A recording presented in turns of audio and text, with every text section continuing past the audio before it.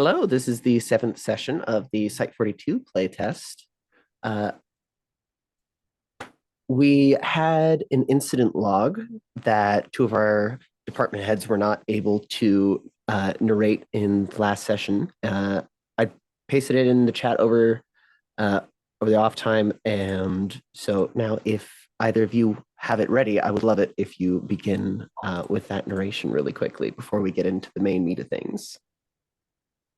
I don't know if Dr. Imogen wants to go first or me. The same.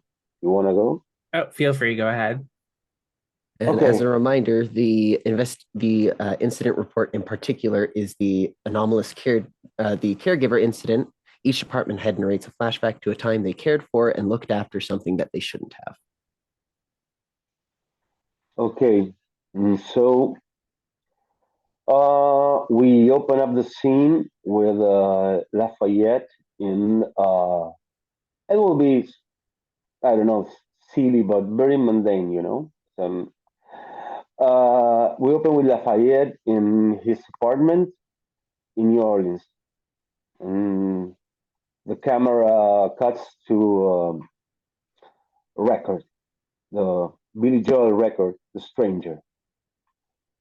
And his partner, she comes and she says, you remember this record is mine? And Lafayette is like between this sadness and this anger because he doesn't want to leave, but he started this because he's pursuing the trail of who killed his brother, as we've seen in a recent flashback, in the past flashback. And he says, "Well, but this was your anniversary present." And she says, "Okay, but it was your anniversary present. It was your gift, not mine." And he starts like a little kid, you know. No. It's mine. It's my pain. It's my stranger. It's mine. Okay. So you can take any other record you want, but you have to leave me a stranger. You must leave me a stranger because that's what I am to you now. That's what you decided. I'm a stranger. So we pan the camera. She walks away, and he puts the record in his record stores, and that's the thing. Hell yeah.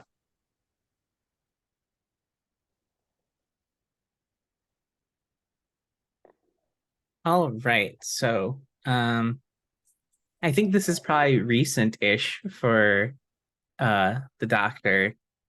I think we see her offsite. A little furlough perhaps in recent history, and she returns to her home on the coast, and she's brought some of her modified pheromones with her because she's heard, as a child, she heard stories of lake monster or sea monsters, and so she decides maybe I can lure one to me, and is successful. This many-limbed, many-eyed thing swims ashore, and Dr. Imogen starts feeding it, and names it too, after her sister. I don't think I named her sister. Let's go with Melody. Oh, And yes, she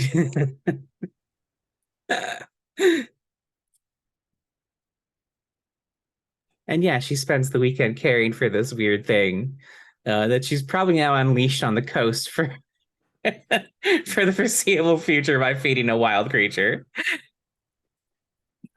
oh my goodness. Wow. Me when I'm sad deep down about losing that connection, but I will not force myself to reckon with it. I'll make a Holy new shit. friend. It's fine. I have a new sister, and this one will eat algae. Yeah, that's great. Oh, I love these prompts. I love getting to listen to them. These characters are so fun. All right. So, where we had left off in the last session, we were about to get ready to finish up the break phase here. In fact, we were on the part where everyone says what they would like to be doing during the upcoming phase. We answered the question, the threshold question for the womb of the mother, and you all now have womb PPE in your inventories. And you can all start exploring the big cave, as it were, and you also got a 12 plus on that. So site director Star will be joining you for at least the first leg of this incursion. Oh, goody. That's case files. So what would everyone like to do? I definitely would like to go into the womb once more. With More onto the breach. once more into the breach. Because I generally like Site Director Sun. Like I'm like we're good. He's a good boss.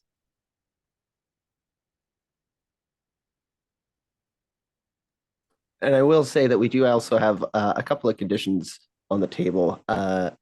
The field commander has the dancer, which cannot be cleared quite yet. Our lead researcher has seed stench and marked by Harley.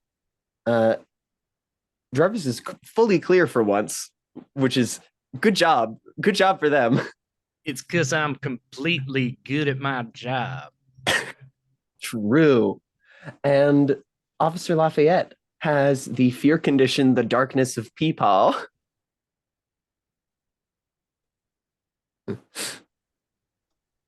Yeah, what would everyone else like to be doing? I like to think that we all have the fear condition, darkness of Peepaw upon our souls, deep inside us. I would also like to.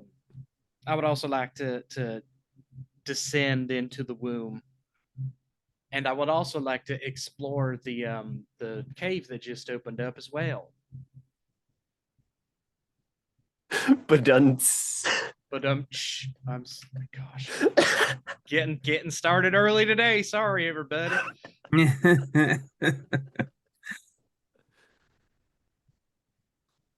I would like to see what's in my bed. Yeah, that's a good call. The fact that I followed up what Jarvis said is wonderful. Yeah. I think just because we're very close to wrapping it, I'm gonna focus on the meat parade. That's good. It has been largely uninteracted with for the last couple of sessions, which leads me to this first bit of the upcoming testing phase. Let me go ahead and move that over. So, in Car from Brindlewood games, if you ignore a mystery or investigation for about roughly a session, I tend to go for a session and a half, then something happens regarding that investigation. In Site 42, all of those reactions are tied directly to the anomaly rather than the investigation itself. So depending on how much of the anomaly you've investigated and explored, these reactions tend to get more intense. That being said, I'm going to give one of the less intense ones because I want to interact with this part of the game real quick. As you are all getting ready to undertake your various nighttime activities, you get a notice on whatever you use to receive communication updates from the site, because I know that everyone has their own different ways that they like to do it. And it's a news article. And the news article is reporting meaty rat dog-like creatures that are dancing around in different parts of Los Angeles.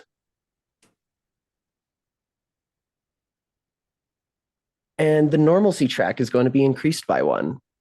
If you would all go to the Site 42 tab in the Character Keeper, you'll see this first prompt, The Legend, has now been activated. New urban legends are being told regarding the anomalies that department heads have been investigating or have in containment. Each player narrates a scene in which one such legend is being told. Ooh, can I go first? Please.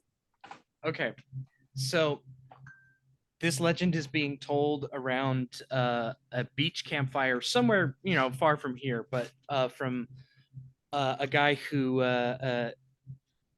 he's from LA, and he's like, dude, I gotta tell you guys, I saw like the weirdest thing. Well, actually, my friend saw the weirdest thing, and like when we were out surfing, and he was like, whoa, what are those things?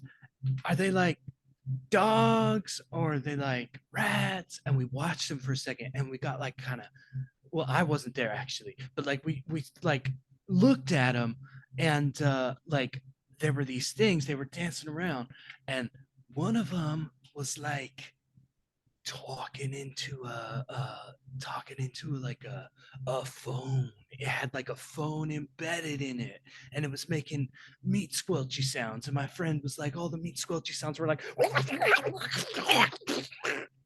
and it was like talking, but like no one knows what it said.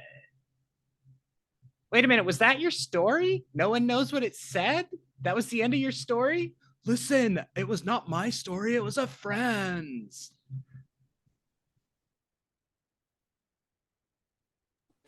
Excellent.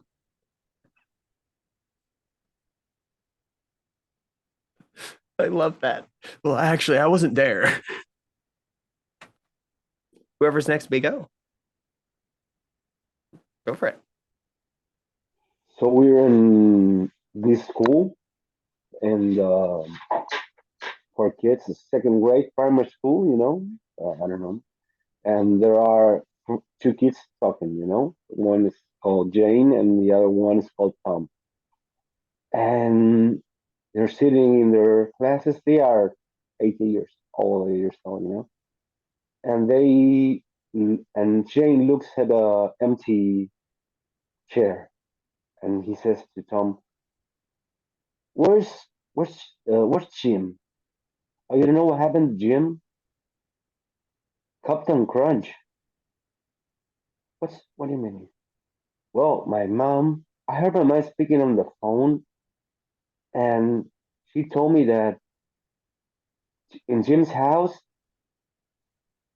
there was a box of Captain Crunch, and suddenly all these little Captain Crunch started dancing, and I don't know if that's true, but now they're all in the hospital. They put him in a psychiatric ward. His mother, his father, and him. So I don't know when he's coming back. Whoa, you mean Captain Crunch is alive? We got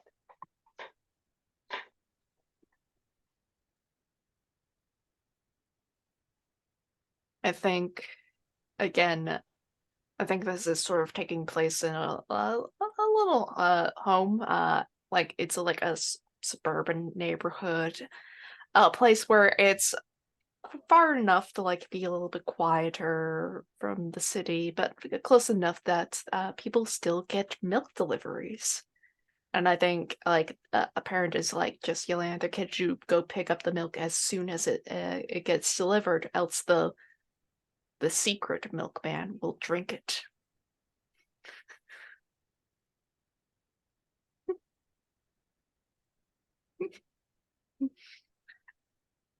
It doesn't need to be long. Yeah, that's horrifying. I don't like the thought of a secret milkman. What are they doing with the milk that they drink? What did they leave instead? I presume sticky milk. That's what I was gonna say. I think it's the sticky milk. Probably. Uh, I hate this. I have good news because now it's your turn. Wonderful. Mine's going to be a little inside baseball since I live in LA. So I think we see people standing outside one of the LA LA River entrances. If you've seen them, there are giant entrances in the LA River. I put in quotes because it's a bunch of concrete with a little string going through it. So we see two people standing outside one of the sewer entrances, and they're like, "So you know about the reptoids, right? The weird like lizard people that live in the sewers?" And he's like, "Yeah." He's like, "Well, I heard there's something new in the sewers now, and they're having territorial battles over it. These weird meat dogs and the reptoids are throwing down." It's like, "Are you serious?" It's like, "Yeah, I heard this crazy noise the other night. Are you sure it wasn't just rats fighting? Because I've heard that, and that gets really loud." It's like, no, it was like a hissing noise, and then this weird like slurp sound. It was awful. Excellent. Hell yeah. All right. So let's start with I want to start with the investigations into the meat parade a little bit here. What you getting up to, Dr. Cerulean?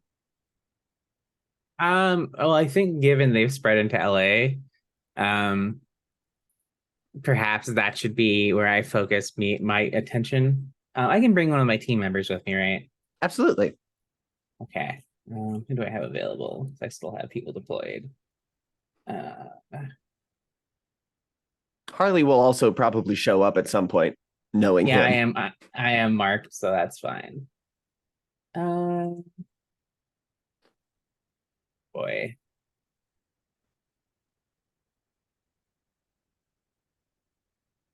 Let's for funsies, let's bring Isabo with me. Excellent. The chemist. All right. Let's tap back into this one. Haven't tapped into this mystery in fucking aeons. Forget what's in it.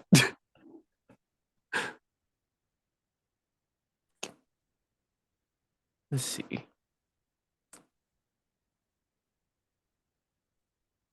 All right. So this investigation has a very small number of locations. However, the reason for this is because they're all fairly generalized locations, locations that can repeat. And this is going to be one of them. The way that I show that this happens is by having alternate paint the scene questions for the same location. So this is still going to be the streets of Naples. However, this next paint the scene is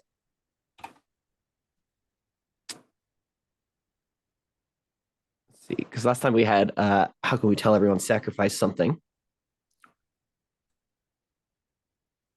Paint the scene.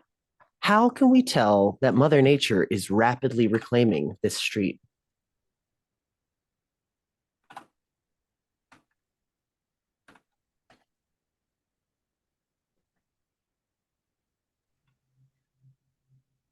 I think we can tell because the shoots of those of the like red fibrous tubers that have been growing in some places are now growing up through the cracks in the pavement and the sidewalk and everything, and it's starting to become kind of a problem because the weed whackers when they come through to trim it a little bit, um, one has a hard time breaking them, and two, when they do break them, it just sprays a red viscous fluid that the city will not say is actually blood, but it like sprays them in the area, and suddenly you then have to hire a power washing crew to come in and be like, all right, well, now we've got to clean up the red stains on the concrete. So it's a whole mess.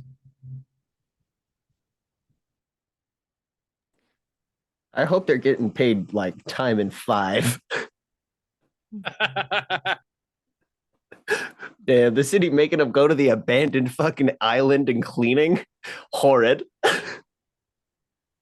Despite the increase in meat and sort of the smell, it's more of a copper smell rather than like a heavy pollution smell. Like the air is cleaner, but even though it's still just as bloody.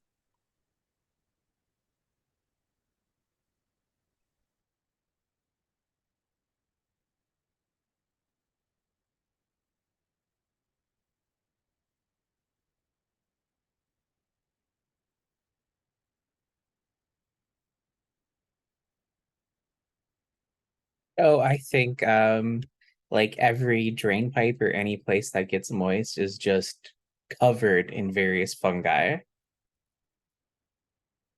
Perhaps meaty looking fungi.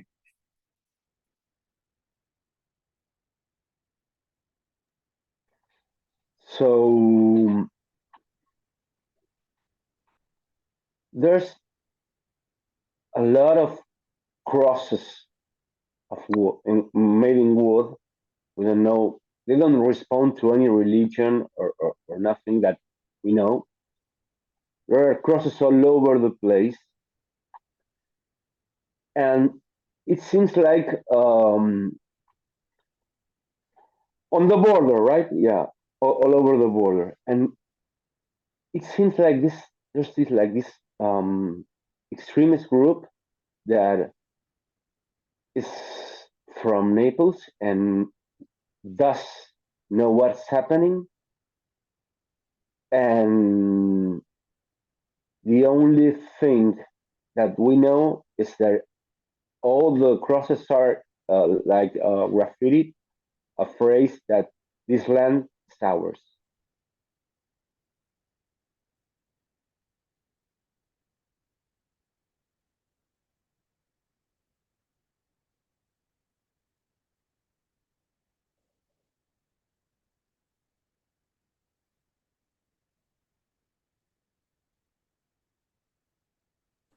All right.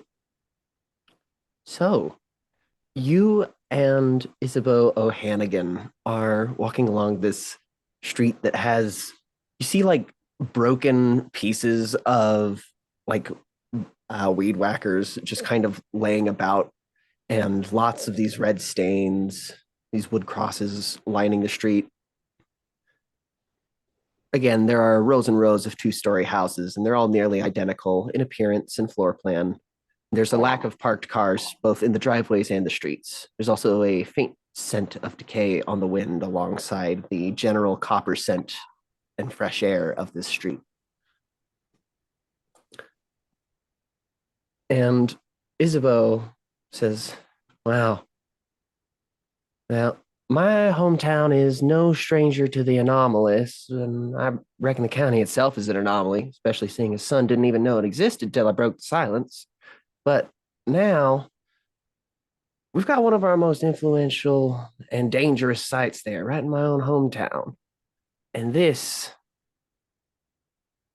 here is kind of starting to remind me a little bit of being back home. Is that a good thing or a bad thing? It's not great. I definitely moved for more reasons than just a job opportunity.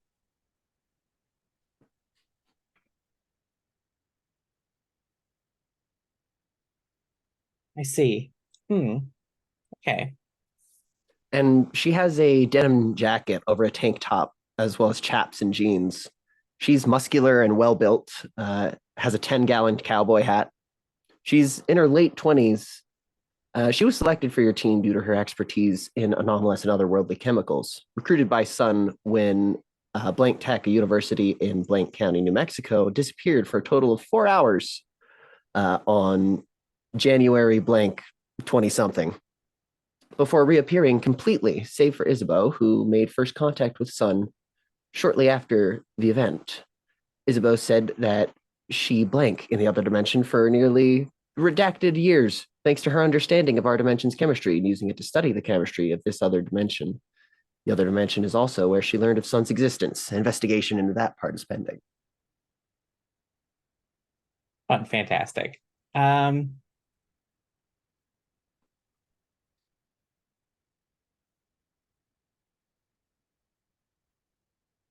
Let's. Why don't we use your expertise and check out this blood-like substance they keep finding and confirm it's blood? Sounds like a plan. Do you have like a syringe or something I can stab one of these tendrils with? Always. Excellent. I would like the research move with anomalous, please. And I'll give it to you. Well, at advantage for having your team member do it as well and using their expertise, which is not a mechanical codified thing, which I might change. I might say that you get to do that. But also at disadvantage for seed stench. So regular. Okay, noted. With logic, you said? Anomalous. Oh, so I'll just do logic because of my move. Mm-hmm. Excellent. That will be a 9 total. All right. Officer Lafayette. What does your house, what does your home in Vigilance look like, first of all? I would love to know. There's big library with books from Salinger, Capote, Marlowe, Mariano Enriquez, Boris, and Tennessee Williams and Faulkner and British like Qureshi and well, and several English writers from the 20th century. And you have this record player, and where Lafayette has this collection of records from post-punk, and he has a weird collection. It's post-punk, and he has a lot of salsa, Ruben Blades. I don't know if you know him, Willie Colon. And he also got like this record from Pill, and he has like these guilty pleasures for him that are guilty pleasures. He loves John Taylor, James Taylor, Carole King, Billy Joel, and he hides the stranger there because he made a mess because he was supposed to give her to her. And then he has like a kind he has like this the trench coat he usually uses, and a lot of boxers and jeans and several pairs of Doc Martens. That's what you see. Excellent. And Superintendent Service, this dice, the 6 bowl, he always, and the VHS with Casablanca. Excellent. But I don't know, he threw it away last time he did the TV, so he doesn't have the TV anymore. Can't watch it, but he's got it still. He's got it still. Okay. I think that you're in your bedroom checking out the mattress, obviously. And very paranoid. As you're checking it, making sure it's not, actually covered in roots, which by the way, it for sure is. When you lift it up or look under, you see there are a lot of these meaty tendrils kind of creeping their way into the bedding itself from the bottom, just pushing through the springboard. And you also see a sort of weird, faint glowing. And I would like you to make the fright move at this point. I have a disadvantage or advantage, or can I Uh, use can I I'm hold my gonna. dice? You can You use it have an on. maybe I'm not giving you like rule disadvantage on for that? your condition, but yeah, you can mark your dice to Okay. get advantage. And this is So, going to be with anomalous. What are you afraid will happen if you lose your nerve or fail? but I will become the Swamp Thing.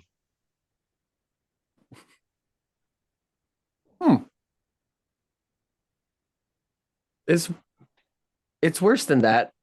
It'll be a very meaty version of the swamp thing. So it's 2d6, right? Because I'm it's not a giving you flat roll because I disadvantage, so have. you can do Okay. advantage if you're marking your dice. Oh, great, great. Okay, yeah. So 3d6, keep the two highest. 8. I got, Excellent. yeah, barely there. Excellent. General Gilbert Burns, Superintendent Jarvis. I would love it if you two could just set the scene for me here for this moment. What is it? What are you two doing as you're preparing to enter the womb?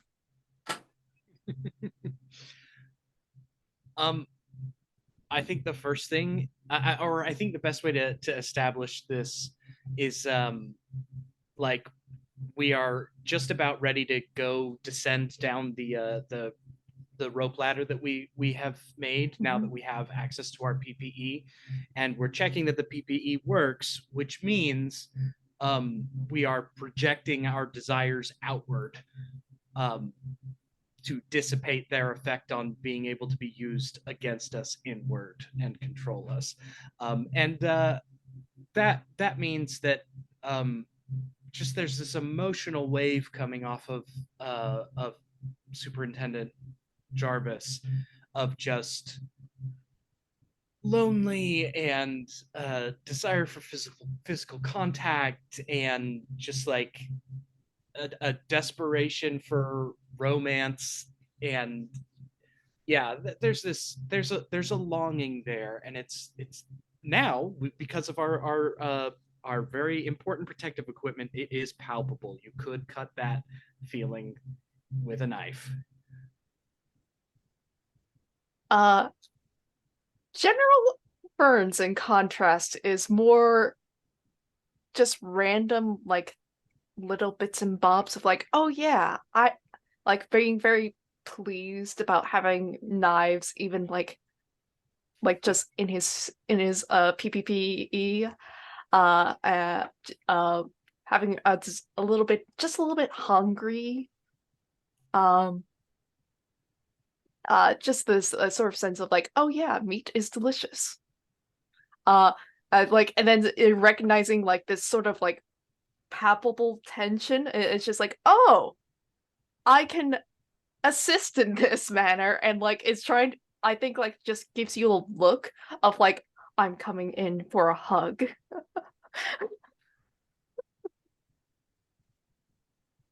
I see it coming, and because of my gosh, my absolute toxicity as a person, um, I think that I'm like, wait, whoa, what are you, what are you doing? What are It you doing? it looks like you're a bit distracted there, and that you could use a hug.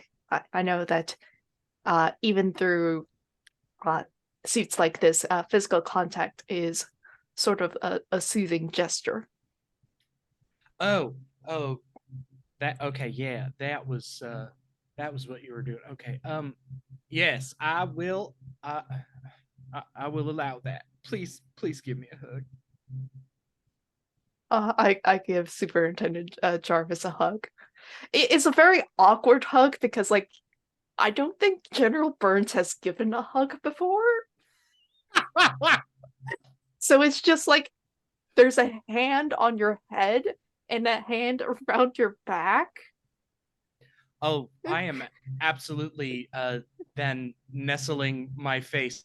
Just can't be done in a suit like this, like into your neck and shoulder, just like I'm just like, and you can feel the like I am letting you support me because I have put some a significant amount of weight on you to just like I'm holding on, and it's just like I'm I'm so sorry. I didn't mean to let this all show right now. And I know this is important, and I know that this is go time, and I know this is. I need this, and I need more than this, and I appreciate the gesture a great deal, General. And I hold that hug for a little bit too long. Yeah, like I think just internally, I think General Burns is just thinking, "Wow, Superintendent Jarvis does not weigh a bunch, just like a couple of grapes." Oh yeah, just a couple of nice heavy ripe grapes that have sat on the vine just a little too long, but that's not even that much. I don't know why I said that in Arena's voice. They did not say that. Oh gosh, is I think feelings are starting to develop within Arena for General Burns. And I mean, I know that that's not like there's a very low bar for like, oh yes, I've met a person, Jarvis has feelings for them.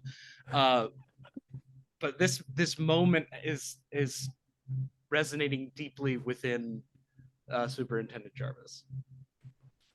Maybe the reason that they weren't thirsting for him before is because they know, oh, that's not a person. And now, but now, now the line is getting real blurry. Yeah, they're like, maybe it doesn't have to be a person. Love this. So remind me, Site Director Star in this one does the banana milk thing, right? Whenever he talks, you taste bananas. I believe it's oranges. Oranges, not bananas. Thank you. To pull behind the curtain. Fruit. Yeah, there are a couple different anomalous traits that Site Director Star can have. I have a few listed as samples because at the beginning of the game, the keeper picks one to be his main thing, and I have a couple listed. And I got confused with the scent of banana milk wafts on the air before and after he arrives, but never while he's present.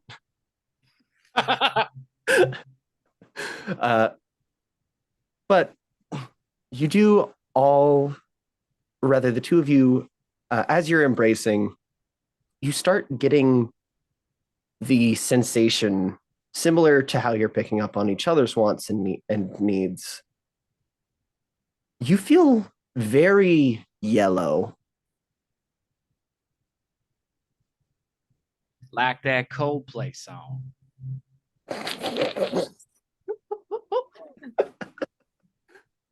And if you look around, you will see Site Director Star in PPE much like your own, but it is also yellow and pinstriped, much like his suit is.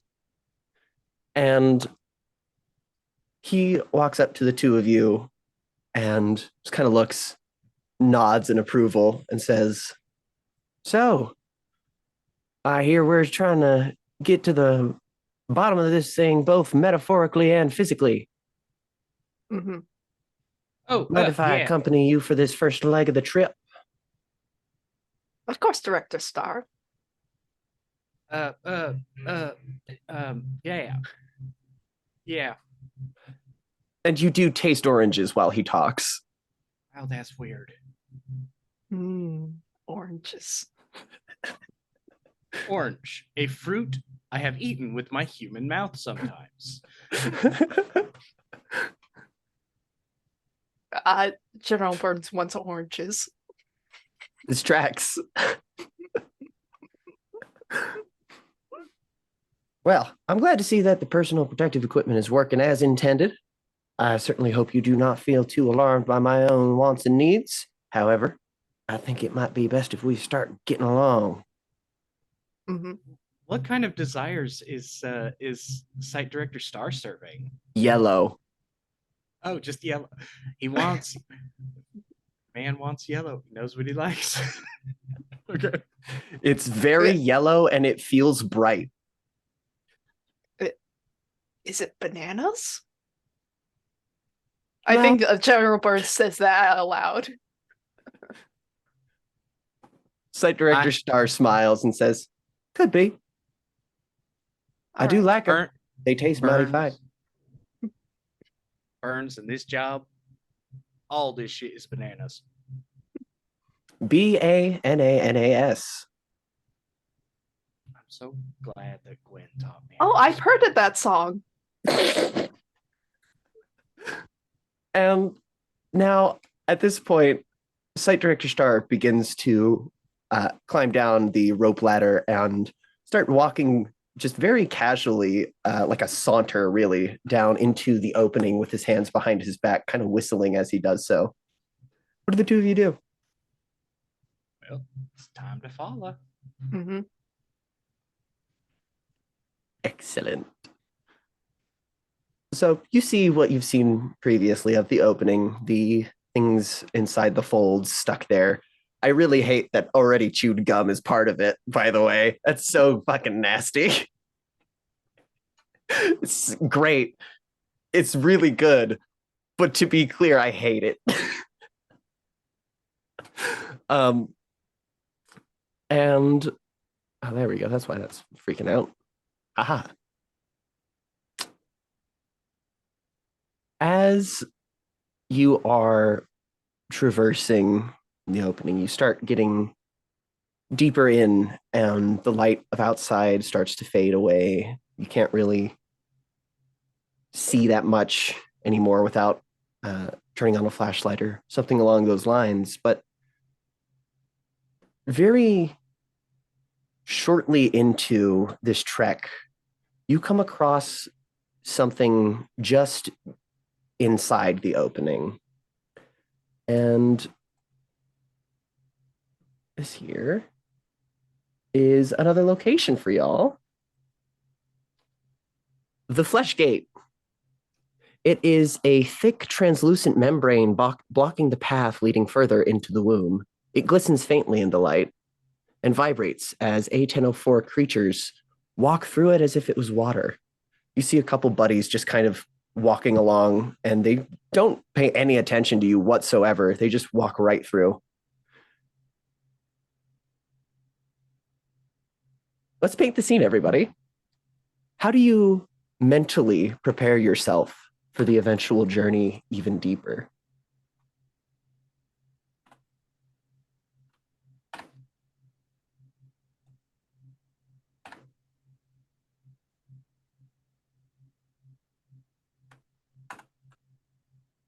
And everyone can answer this one, even though you're not all here, because you will all need to mentally prepare to do this if you do.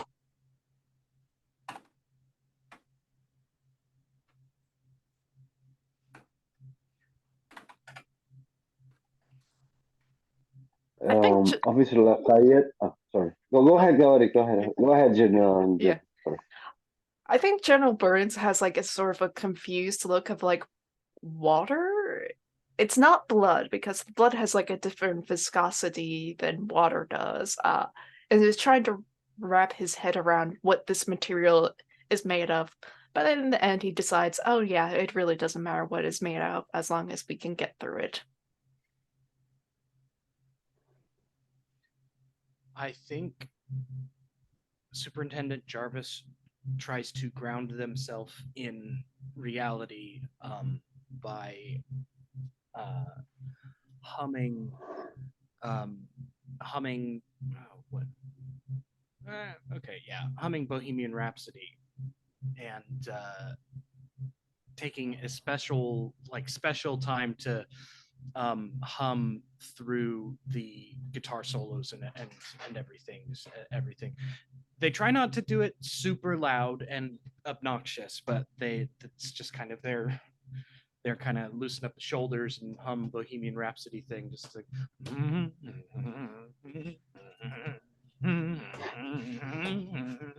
So you think you can stone me and spit in my eye? You think you can? Mm, What what Lafayette will do, it will be something similar that superintendent has done because it was, but in another way. He will close his eyes and he says, Anthony works in the grocery store, selling his penny for Sunday.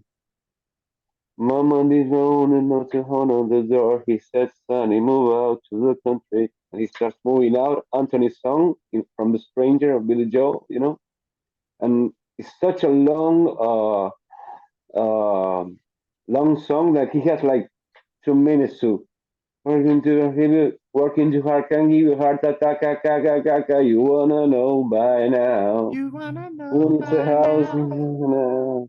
Who needs a house in Hackensack? Is that what you get for your money? And he would close. It seems such a waste of time. I'm not delirious. It's such a waste of time. I'm not delirious. No, no, I'm moving out. I'm barely sane. And he will mix the words like I'm moving out. I'm barely sane. I'm moving out. I'm barely sane. I'm holding on. I'm not crazy. I will not go through a fucking hole. And it turns into his song. It becomes Lafayette's song in the middle. Uh, Sandy has left me, I know I had a daughter, or if I didn't have another daughter, and I'm fucking lost, and I don't know what to do, so maybe I'll shoot myself or try to know if I had a daughter, but I don't know if I had now, uh, like a woman or not, or what this place is doing to me. You wanna know by now, you wanna know. I'm surrounded by androids that don't want to have sex anymore. And it seems such a waste of time. And, well, okay. Lovely. Oh, that was magical. Thanks. So I think Dr. Cerulean brain goes to two places that should never be associated with one another. One is the first brain dissection she ever did. Just the notion of peeling back the blood-brain barrier to get to the actual brain sticks in her brain very acutely. The other thing she thinks of is the first time she had sex. And that's how she distracts herself. Yeah. This tracks. I love how it's slowly unhinged. We all have gotten like General Burns. I can't believe this is the most reasonable like distraction about thinking about how this water wall. All right. So now that you've found the flesh gate, you have the next question available to you all. How does the flesh gate determine what it does and does not allow through it? Complexity is also 2. Does not allow through it. It's not necessarily opening. And that one unlocks the opportunity for the department heads to access the next part of the womb called the travel. Whoa. Y'all, we're gonna be born again.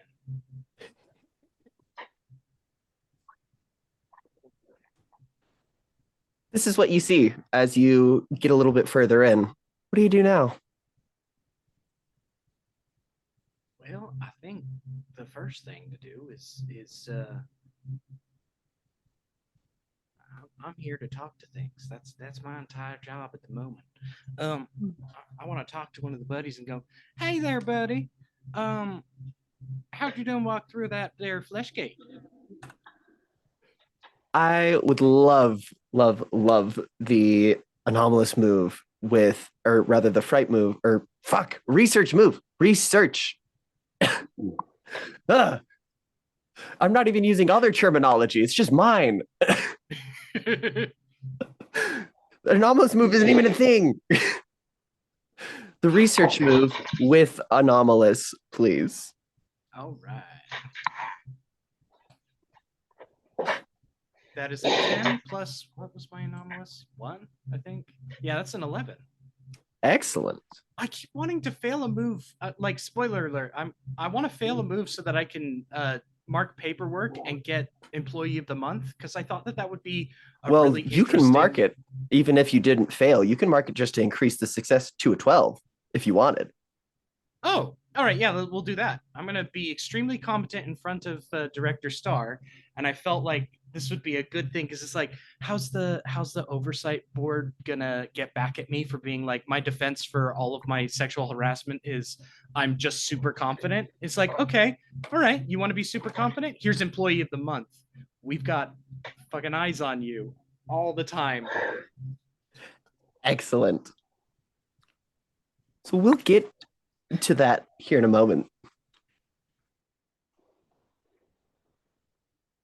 Dr. Cerulean, you got a 7? A 9 total. 9. All But right. same thing. Yeah. And this is also the research move with your buddy Isabeau. For the meat parade. Let's see. Oh, this is perfect. As soon as she inserts the syringe into these tendrils, there is a very intense, viscous spray of viscera that happens from it. And at first, it seems almost random, but upon looking at it after, it's literally recreated the Mona Lisa 1-for-1 in the spray. That is your clue.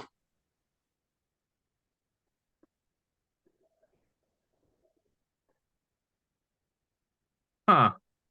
And Isabeau is just sitting there staring at it. The syringe is fully empty. And she's like, wow, I don't even have to analyze it to know that's blood and everything else. I think there's a little bit of gristle in that. Why is it so pretty and so gross? Oh, come on, Isabeau. You should have a stronger stomach than that by now.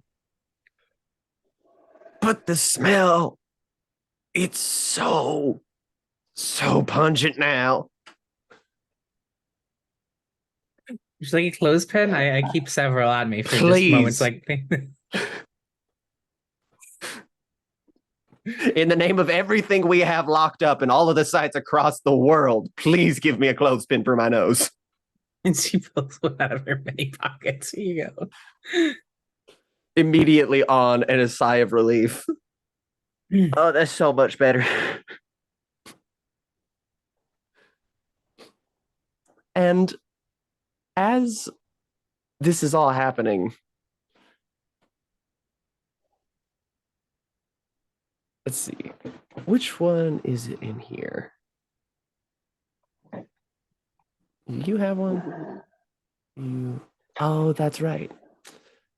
As all this happens, you see a line of buddies, spider ponies, chainsaw mouth things, all start doing the cha-cha slide down the street. And as you see this,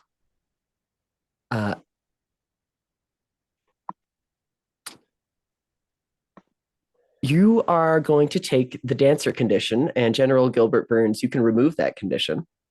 Oh, fuck me. That lowers my stats. It does. And you feel this parade trying to exert influence over your mind. It wants you to sacrifice something to it. You can choose to do what the parade wants and narrate a scene in which you sacrifice something important to you to A-1004. And if you do, you get 2 XP. Or you can choose not to give in, at which point the creatures in the parade will turn your attention to you. Ah, what a choice. Um,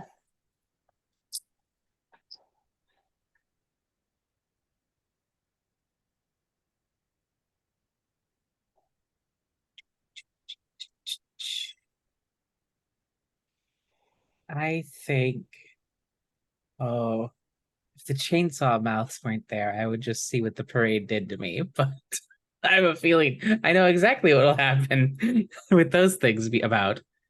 Um, One hop this time.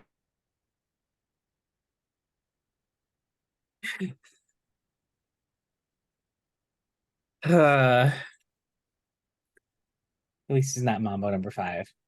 Um, so I think Dr. Cerulean's greatest weakness.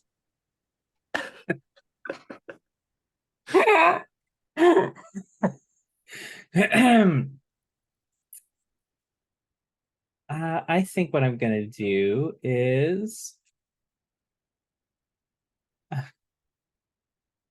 well, I have someone here to sacrifice to them. That you do. Are you gonna? I think I might have to. Ooh. This makes me happy. I love this. All right. Let's go ahead and take a 5-minute break. You can think about your narration here that you've got to do, and we'll get back to it, and we'll get back right with that scene. Let's check out. Dr. Imogen, could we please have this beautiful scene? And as it's happening, I will say that there is an abandoned car with the radio on, and it's playing a song that, if you listen to the lyrics, is very clearly about making a sacrifice. Well, so the cha-cha slide is now permanently bored into Dr. Cerulean's brain, unfortunately. Mhm. And so she kind of, as this parade prances by, she steps behind Isabeau and pulls out her static scalpel and slides to the left real quick as she pulls her head back, which is odd because I don't think the static scalpel actually cuts through skin. So, like, I think her neck just starts getting deeply red as it starts bleeding internally.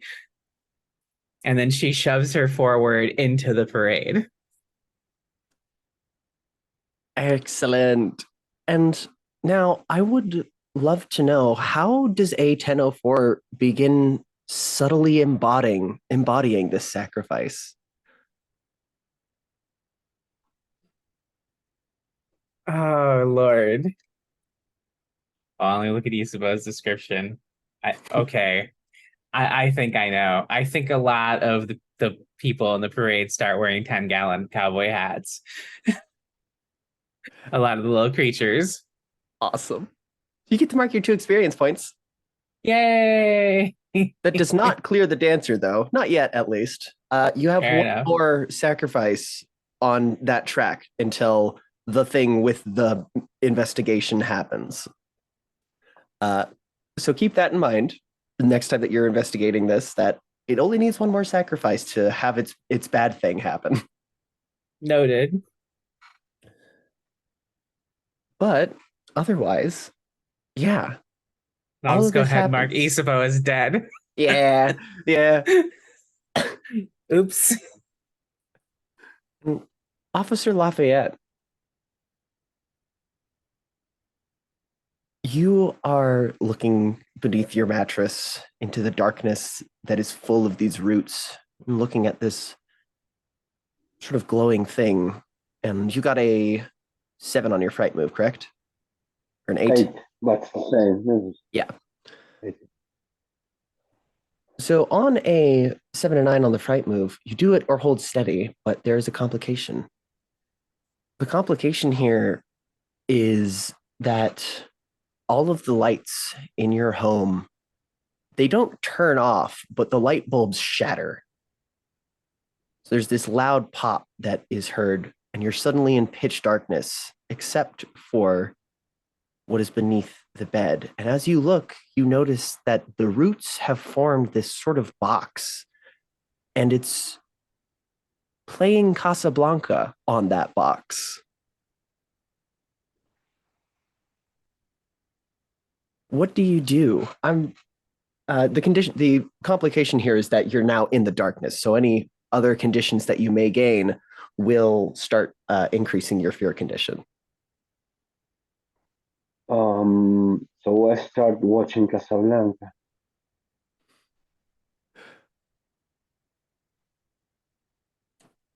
I think I'm going to give you the research move with anomalies here. Okay. So 3 dice and I'm going to the give you highest disadvantage for the value. darkness of Peepaw. Okay. Oh.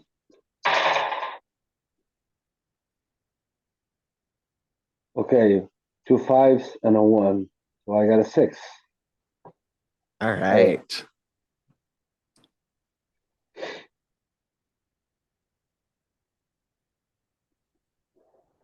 Let me here real quick.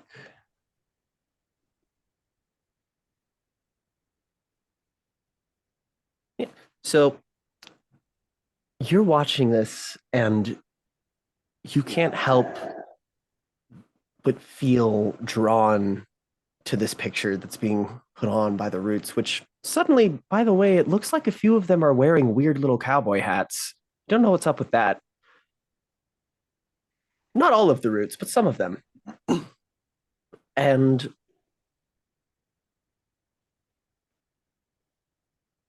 you, as you're watching, you notice that the female lead has been replaced with someone that you very distinctly don't know and have been trying to figure out who it is for the past couple days.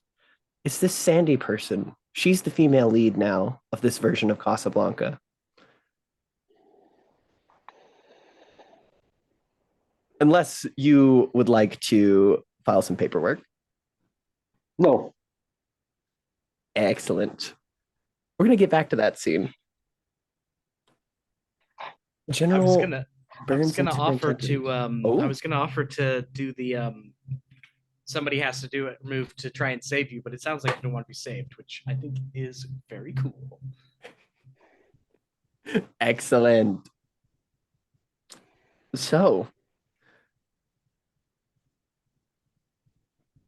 you got a 12 with that bump in your success there for the woo. This is so you're talking to one of the buddies that just walked out, right? Yep. You asked how do you get through there effectively? Yeah, like what do you have to do to get through there? All right.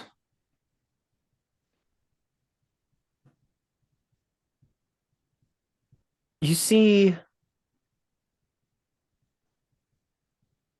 as these little critters are walking, their little footfalls are leaving small indentations in the fleshy ground. And you see that these footfalls very quickly pool up with shallow little pools of this yellowish red and purple liquid. And looking inside of it, you see there are very tiny versions of buddies and the spider ponies and even chainsaw mouths, very little, swimming around in that little puddle until it gets reabsorbed by the flesh itself. And the buddy then turns to you and he says, "Oh, no, I just kind of walk. But, I don't know. Mama had me take care of this out with me, though." And it kind of starts vibrating a little bit and then spits out a letter of recommendation to Dartmouth. That's your clue. Well, wait, did you got into Dartmouth? That's pretty, or no, it's a letter recommendation from Dartmouth. You are an accomplished little buddy. Oh, I guess. Thanks. Or you ate someone who was accomplished. But I you don't no, eat you people that is alive, at least. If they're already dead, and it's fair game. yeah, He's not no, using that meat no more. Yeah. Is that important to you? Reincorporating the meat into everything? I like it when it tastes a little old. All right, all right. Hey, you met Zakathor? Uh-huh. What's your opinion on Zakathor? Just between you and me. Oh, he's a silly little guy. Oh, just a silly little guy, right? Oh man, I just love it. I love it. So wait, then these little versions of you and other people floating around in is this amniotic fluid? Is that what this is? Is this the bag of amniotic fluid? You know what? I had a feeling. We was walking through the bag of waters. I got it. We're in a, say no more. I got it. Let's grab your star clue now. Director Star kind of looks and is just nodding along at this conversation, clearly impressed. And let's see, which one do I want to do here? None of these ones make sense. Let's go to the other. It could help since I'm just going to be trying to talk to Director Star about, like, have you seen anything like this before?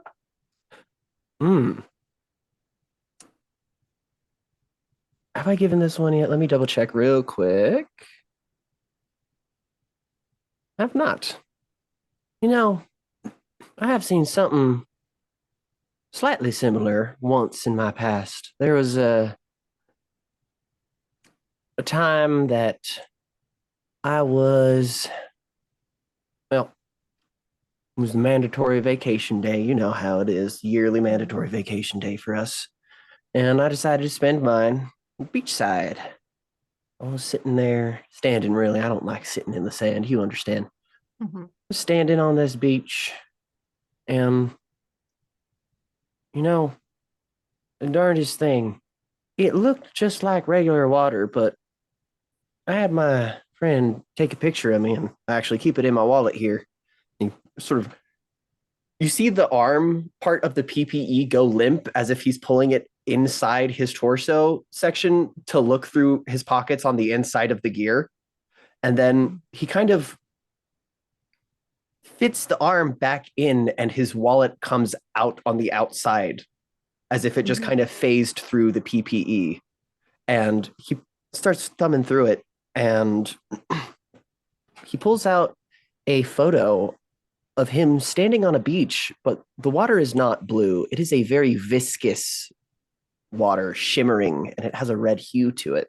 It says, now, I wasn't quite sure what the hell this could have meant, because it did not appear that way in the physical, but indeed in the camera lens, it shows things sometimes. I don't know how directly it's related to this predicament, but, well, it's similar, that's for certain. Jarvis, have you always been able to talk to little guys? Oh, I mean, like, little guys here specifically, or just like folks? No, more like little guys what ain't used to talking. Well, not always. There was a time in my life where I could not do that thing.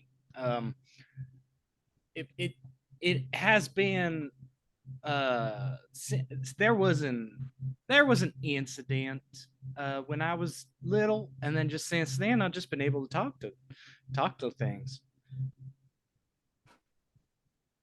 Excellent. Well, I'm going to have to get back to the site here shortly, but you two keep up the good work, especially you, Superintendent Jarvis. He pats you on the shoulder, and Oh my gosh, physical contact. as quickly as you feel the hand on your shoulder, if you turn around to look, he's just not there anymore. Oh, what? Well, he was here. He was here, right? Burns, he was here. We was both talking to him.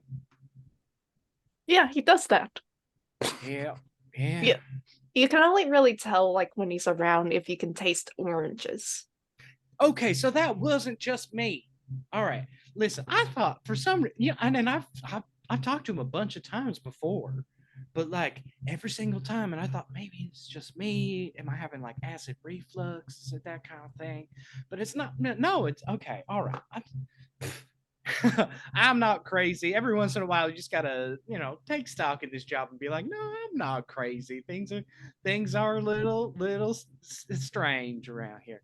All right, so I think this is amniotic fluid, which doesn't mean this barrier is likely either representative of a placental barrier or it is literally like the thing is we would be entering if we hang on, if we're coming in through the womb or technically, I mean, if we're talking about birth, coming in through the birth canal, then we get up into the womb, we would be passing the placental barrier into where the baby would be. So if we pass through here, we're done headed into baby town. And we've already seen like little egg casings from further up.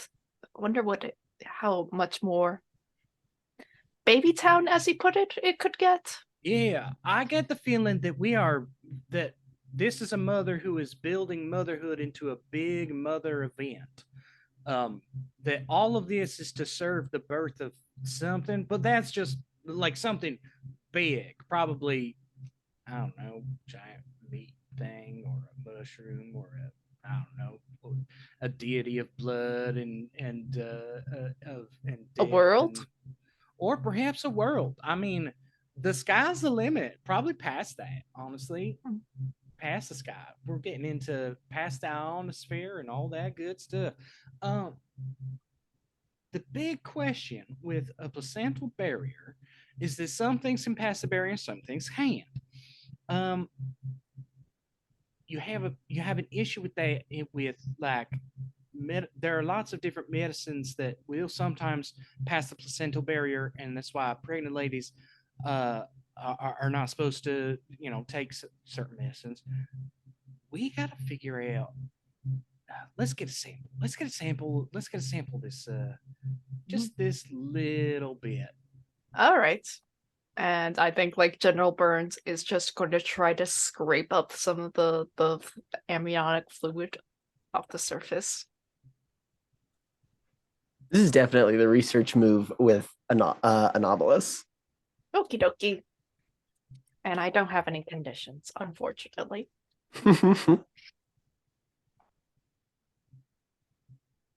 I'm backing you up though. Oh wait, no, you just said that that's not a advantage thing. Never mind. No, there is no help move yet. Well, I've written it, but I'm not doing it for this playtest because I don't want to add even more fucking mechanics when we've already gotten mostly through it. Okay. All right. So that's a 9. Excellent. I think we're gonna go ahead and resolve this one right now because I think we're gonna go to the testing or the clock out phase after this next set of scenes if we finish wrapping everything up here. Let's see.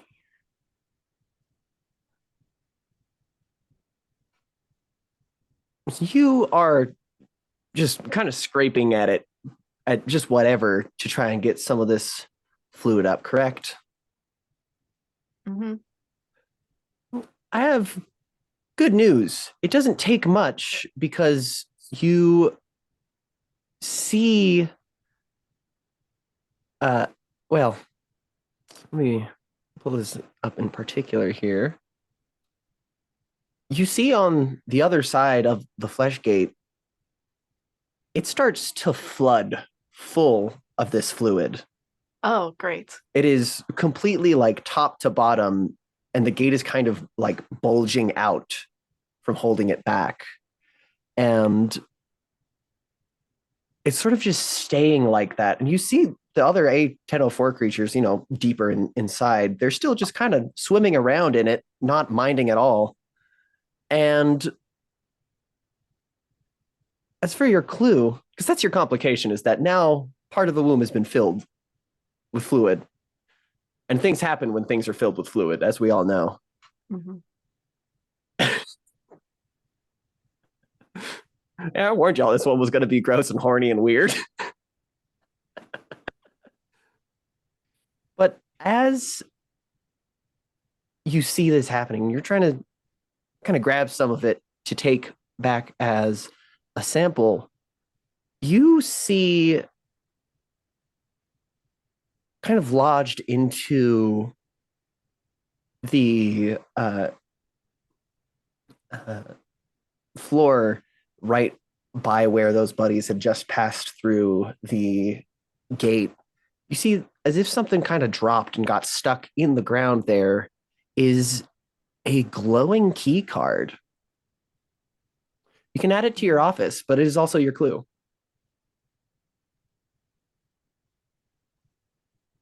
Was the Dartmouth Yeah, the Dartmouth one was your clue. Correct. okay. Oh, okay. So I thought the little guys showing up in the footprints was the clue. I mean, it's a lowercase c clue. Mm. Okay.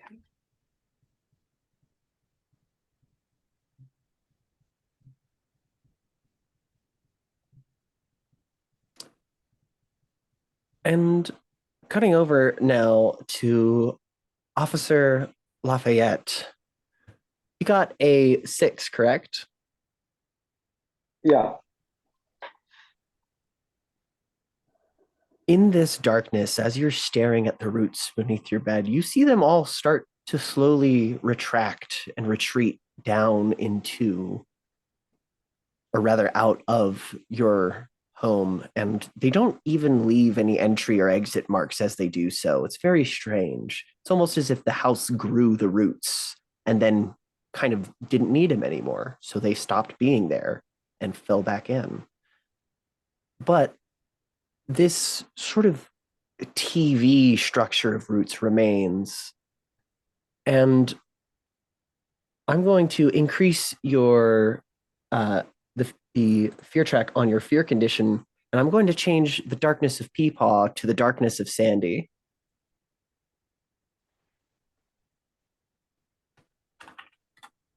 As Casablanca pauses and you see Sandy approach the camera, and she just says, "Please help."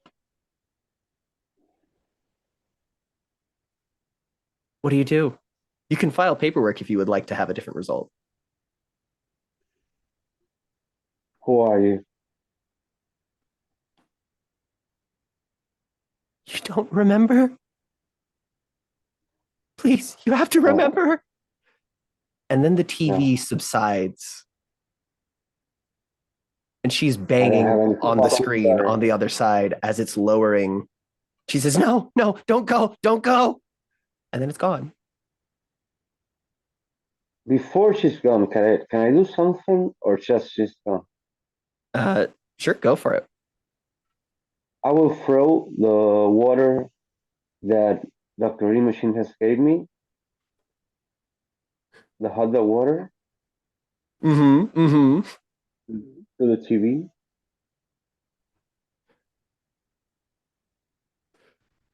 I think the TV starts kind of shaking, but not necessarily in a way that makes you think it didn't like the hot dog water. But it does still subside, but it leaves, I think I'm going to leave it's going to leave something behind here. I'm going to give you a little bonus because I like that you brought it back with the hot dog water here. As the TV subsides, you smell, and this is going to be a clue for Red Thumb. You smell the scent of rain, but it hasn't rained for days. That is your clue So for red there's thumb. yeah. Just a question. There's no more leaves, no more grass, nothing in my. All has gone in my As if it apartment. never even existed. Okay. Antonio works at the grocery store. Thinking, Antonio works at the grocery store. I'm not losing my fucking mind. Excellent. So now that we have a fear condition at the second stage, I would like to remind everyone what that means. When a fear condition is at the first stage, it simply denotes it as a fear condition. It acts the same as a regular one, just is a little bit harder to get rid of.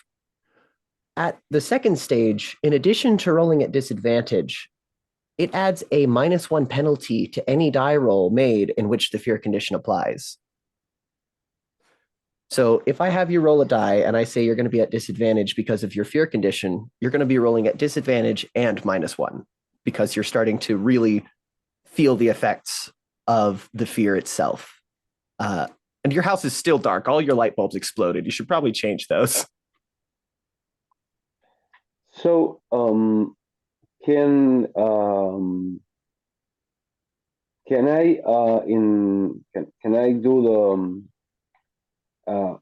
this condition? Can it be erased with a movement with another player or not? Yes. So the way that this works is for fear conditions, they can only be removed in stages. You have to get it stepped down from stage 2 to stage 1 via the virtuous move. The virtuous move says that when you are not the one acting virtuously, so basically you're looking at someone who is embodying their virtue and you're being inspired by them, and that helps you calm your fears, is the idea behind it. Okay. Okay. And it's so you step it down by 1, and if a fear condition reaches stage 0, which is to say that it's stepped down to a point where it doesn't have any more boxes marked, then it is automatically cleared. Right. So you have to, this one is, you're going to have to be working in multiple virtuous move scenes to be able to get this one cleared. Yeah. Well, I gotta start. Maybe I want to do a virtuous scene with Lafayette. No, sorry, not with me. I'm going crazy now. With Superintendent Jarvis. If it's okay with me. If it's okay with Dave, sorry. I'll probably be in one of the upcoming phases. Because now, I think I would like to go ahead and switch to the clock out phase. We don't have any rolls in the air, correct? I resolved all those? I think so. Like my complication was the water and the thing. Mhm. Do I take a condition from that, or is it just No, like it's bad enough on its own. You just don't know that yet. Oh, okay. Thank you, Steph. That is very alarming. Yeah, it should be. All right. Clock out. Collect rewards if an investigation was resolved. Investigation was not resolved. However, I believe we do have the staff move in progress for some of us at least. General Burns did not send anyone out on staff move things. However, Dr. Cerulean, you have a couple people out doing things for you. I believe you were having them investigate or like look into the red thumb, I think is what you had these ones doing, correct? Doesn't really matter. You can retcon it and say whatever at this point. I don't mind. I feel like I might have sent them to the womb, actually.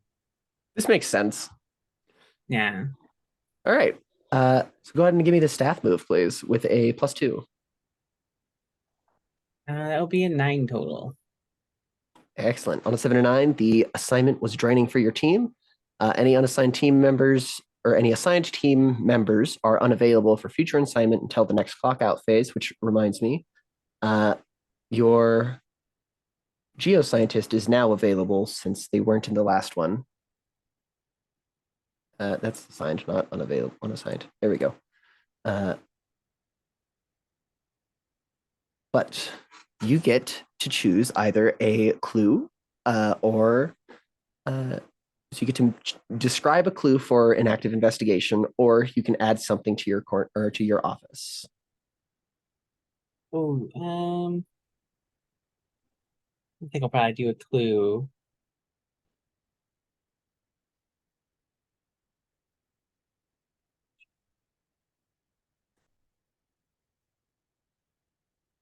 I will think about it.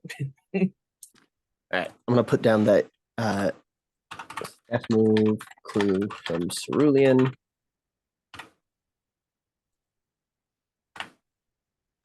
In the thing, just so that we don't forget if it takes a bit. Okay. Next up is Superintendent Jarvis. You had a couple people out doing some work, I think also on the womb, correct? I did. I've got 3 people out on the working on the womb. Indeed. Work that womb. That's Jarvis's specialty. Hey. Hey! Let's get the staff move with a +3, please. All right, that was a 6 plus 3 is a 9. Excellent. So all of your team members are also going to be unavailable, but you also get to decide whether or not you would like a clue or an item for your office. I want a clue. All right.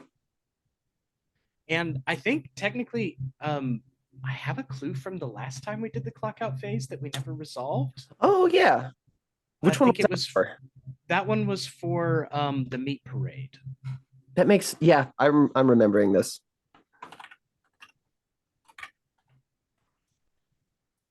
Okay, I'll put that one in brackets there as well, so we'll remember that, and I'll bug you about it next time. That's good. And a clue. Clue from Jarvis. Oh, hello. Jarvis. Okay. So you can think about those clues for a minute. And Officer Lafayette, did you have anyone out? No, you did not, because you took everyone with you to go investigate. That's right. Yeah, I basically the only thing that really happens to me is my unassigned guys become, well, my unavailable guys become unassigned. So I already did that. Oh yeah, and your clown boys who exploded last session, they're fine. Yeah, they come back. So like my guys who were on vacation came back as well, so it's all good. Yeah. All right. We don't have any moves that are resolved in the clock out phase. Do we have any paperwork prompts that need to be resolved still? I don't think so. In that case, there's no prompt for Path of Ego.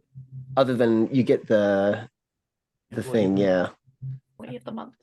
That's one of the reasons why I picked it the first time, because I was like, I don't know the backstory of Burns. You just have a permanent condition. Yeah, it's fun. It's good for you. Maybe not for Jarvis, but for you.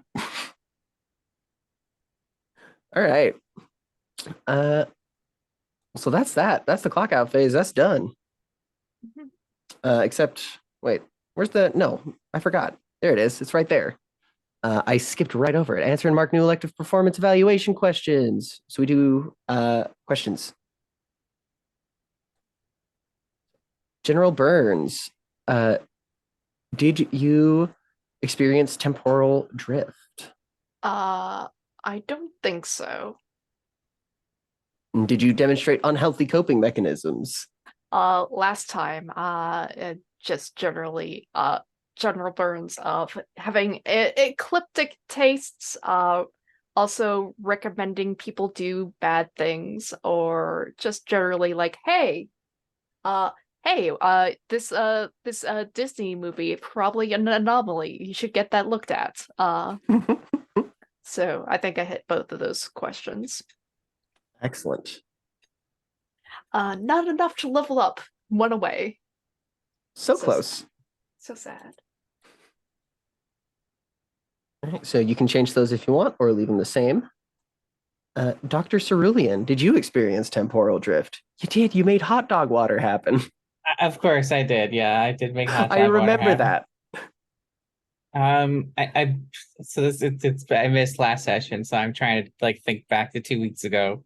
Um, yeah, I think you definitely favored hard facts and data over morals and emotion because you literally started experimenting on one of your guys when they were knocked out. Yes, that's correct. And I think I had an uncharacteristically emotional outburst when I killed someone to the meat parade. Yeah, I think so. So you get All right. 3 experience. That'll be a level up for me. Excellent. Oh, by the way, I did finally spend my advance and took the research and development move from my Ooh. previous advance. Awesome. Do you want me to read that for everyone? Please. Okay. In addition to leading research initiatives in Site 42, your team has been charged with the development of tools for Sun personnel and use in order to combat anomalous effects. Once per break phase, you may use a clue from an active investigation in order to create a piece of equipment designed to utilize, counteract, or intensify an anomalous effect. Describe this item and what it does, and narrate a short scene in which your team creates the item. Each department head, including you, adds it to their office. Yeah. You get to make magic swords. Yay! I'm sure it's so not going to be swords. No, it's going to be worse. It's way worse every time it's her. It'll be different kind of. It'll be hot dog swords, something like that. I hate that. Hot dog that has been hardened to be stronger than steel. Proton packs that spray sticky milk. Yeah, you know, the huge. Superintendent Jarvis, did you experience temporal drift? I don't think I did. I'm trying to remember what I brought into that case file. I will remind you that it doesn't have to be it doesn't have to be the last case file done. It can be any case file that has been done in which you then narrate something from that happening to you or vice versa. Did I bring in anything from... I still don't, I'm still not sure that I did, unfortunately. All right. Did you micromanage someone you aren't in charge of? I feel like I've been micromanaging the buddies a little bit. Like every time I think so too, yeah. Every time I talk to a buddy, it's just like, well, you need to tell me this, and then I need you to go do an activity for me. Yeah, you're certainly not in charge of them, but fuck it. And did you express concern over the well-being of your employees? I mean, so you will notice that Richard Hartboyle is now in your team roster. I did notice that, and I did have. You have been very concerned about him in kind of general. Yeah, I've been making sure that he ends up in the right place. Yeah. So yeah, let's call that. Let's call that. It's definitely got a little bit of an ulterior motive, but you're still doing the thing. Yeah. Yeah. I love how it's Richard Hartboyle, investigator of maintenance. What does that even mean? You have to ask him. Would you like to come over after hours and I'll teach you what investigator of maintenance means?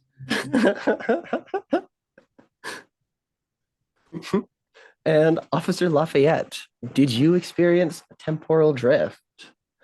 I think you did. There was a lot of cartoon characters in between the last couple sessions, and they have been in both the real zone and the case file zone. So I think you definitely got that. Yeah. Did you put safety above knowledge? No. And did you I foster tried to, I don't know, I tried to. What do you think? I tried to stay sane. I mean, all the time. Yeah, actually, that makes a lot of sense. Mm. Yeah, I'll give you that one. And did you foster loyalty? I think in the scene where the last session with General Burns, true, I foster loyalty, trusting Yeah. all to him. All right, so you get 3 experience points as well. And you may all change your elective questions if you want, or leave them the same. And we're going to take a 10-minute break here before we go to the research phase.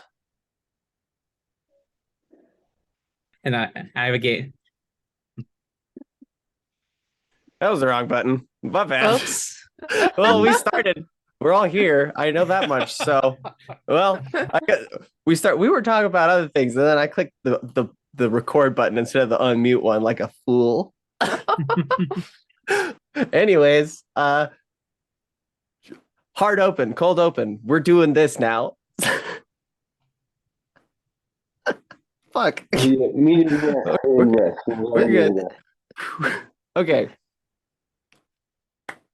Research phase. So, don't need to present a new anomaly or investigation because you have all the investigations are up.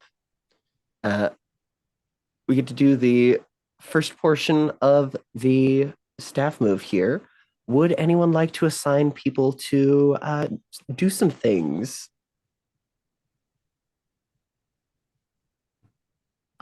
Yes, I would love to send my dream team of the brothers to go investigate things. Hell yeah. What are you going to have them do? I believe I'm going to have them work on the womb of the mother because like that one seems to be a little bit longer running than either the Red Thumb or the Meat Parade because we almost got the Meat Parade done. I think the Red Thumb is next on the docket, so. It reminds me, I need to put a little check in the first box there for the mother. It has been a full cycle now. The timer has officially started. Oh my goodness. All right. I'm going to have them go and investigate that. How about you, Dr. Cerulean? Would you like to have anyone do some staff moving? Some research?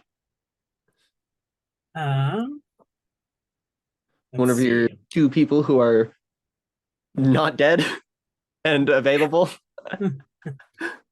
I mean, look, I'm not saying I'm mismanaging my team, but maybe. Yeah, let's send both of them, Hunter and Solongo. I'm gonna send them, I think, probably to the womb. Yeah, that sounds best. I love how much I get to hear, yeah, I'm sending them to the womb. It's such a funny phrase, and I'm so glad that I get to hear it so often with this game. Oh. Superintendent Jarvis, how about you? Yeah, I'm going to send out Simon and Heartboil. I'm gonna send them out to Dream team.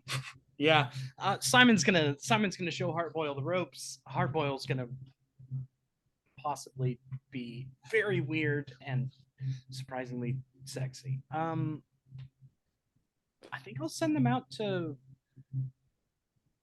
probably the womb of the mother. That's the smart choice. All right. And how about you, Officer Lafayette? Would you like to send any of your guys out to do some stuff? Yeah, I'm gonna send Sandy Gorski and Sir Robert to search. I don't know if I can do this in the game, but to search the history of this place and to find everything they know about me. Ooh. Can that be? Yeah, that sounds like a project. So we get to use this aspect of the staff move, which hasn't been brought up yet. So, you've already said what the project is. Basically, let me just read out the full text here, actually. I'm getting a little ahead of myself because I'm very excited. During the research phase, after new anomalies and investigations have been presented, the department heads may assign up to 3 members from their team roster to collect a clue, get a new item for your office, or work on a project. If you assign your team to work on a new project, say what it is now and what you hope to get from it. Well, I know what it is and what you'll get from it. You're looking for answers, and so what you would get would be answers. And then you ask me how many boxes it'll require. I think that this will take probably 3 because we've already sort of played around with him having some interesting things going on with his memory. So I think it'll take 3 boxes. And what that now means, we go over to the Town of Vigilance tab here. We'll put in Discover Lafayette's past as a project here. It's going to have 3 boxes. Okay, so now we can keep track of that over here on this tab. And when we come back to the clock out phase in probably the next session, at that point, we will have the roll done. And instead of taking a clue or an item, you can mark a box for one of your projects. So when all of those boxes are complete, you will get your answers. Great. Yippee!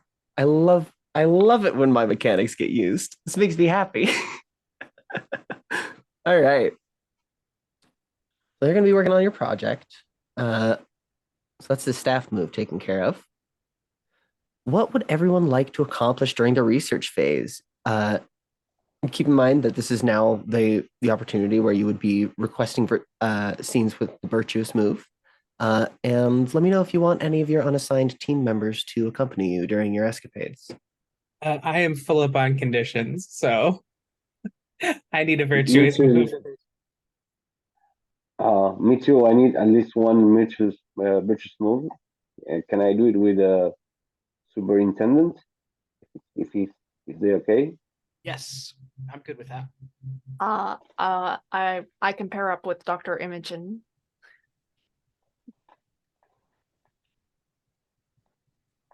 Excellent. And what else would you all like to be doing during the research phase, apart from these virtuous moves? I would like to see to go to the newspaper of the town. Could that be a possibility? Yeah. I'll see why not. Right.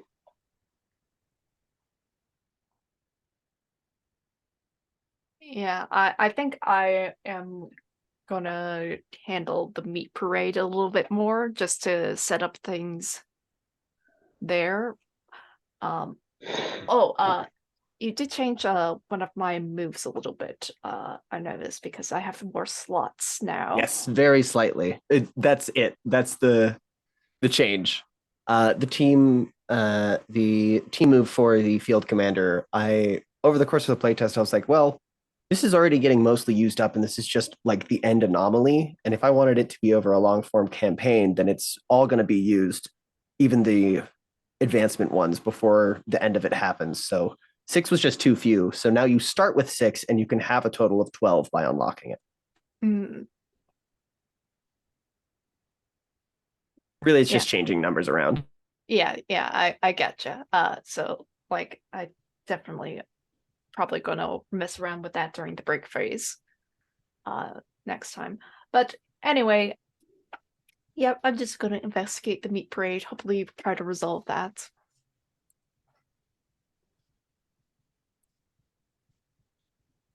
I did not finish my investigation into Red Thumb, so I think maybe that's where Dr. Cerulean will head. We got derailed last time by Salongo's talking to rocks. Yeah, that'll happen. I'm gonna go to the newspaper to investigate the red thumb. Okay, just. And I think Superintendent Jarvis is going to going to stick with the womb. Stay there and keep working that womb.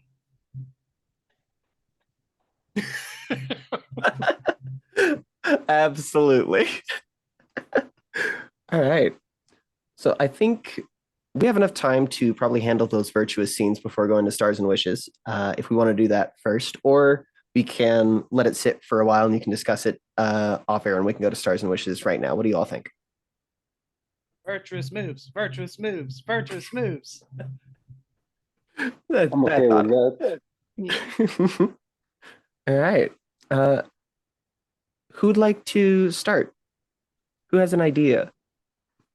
So, I will just read off the text for it once again. When you have an intimate moment with another department head while one of you is acting in accordance with their virtue, you may each clear an appropriate condition. If you are not the department head acting virtuously, you may choose to either stumble onto a clue relevant to an active investigation or reduce the severity of your fear condition by one stage. A fear condition can only be cleared by reducing it to stage 0. Can I go with superintendent or you? Yeah, let's do No, it. go for it. Okay. So Lafayette knocks the door of Superintendent Jarvis' office. Come in. Hi, how you doing? Doing all Can I right. take a seat? Yeah, absolutely. Absolutely. No, yeah. Well, just this is between you and me, right? I mean, Of course. okay. Of course it is. Oh, okay. You know, you have a certain reputation with lovers, you know. One Well, that's I am not really shy. admiring. I'm not shy about the fact that I have been divorced 3 times. Okay. So, this might sound weird, but have you ever had a son or a daughter and you don't remember if you haven't? Um, well, I can't say that I've ever forgotten a child before. But you can't forget that you have a child, right? Maybe you this Oh, I place mean, makes you Lafayette, maybe I you know have you're generally new around here, but I mean that is not the weirdest thing I have heard even this afternoon. Don't you even worry about if you're having memories of a child that you done never had.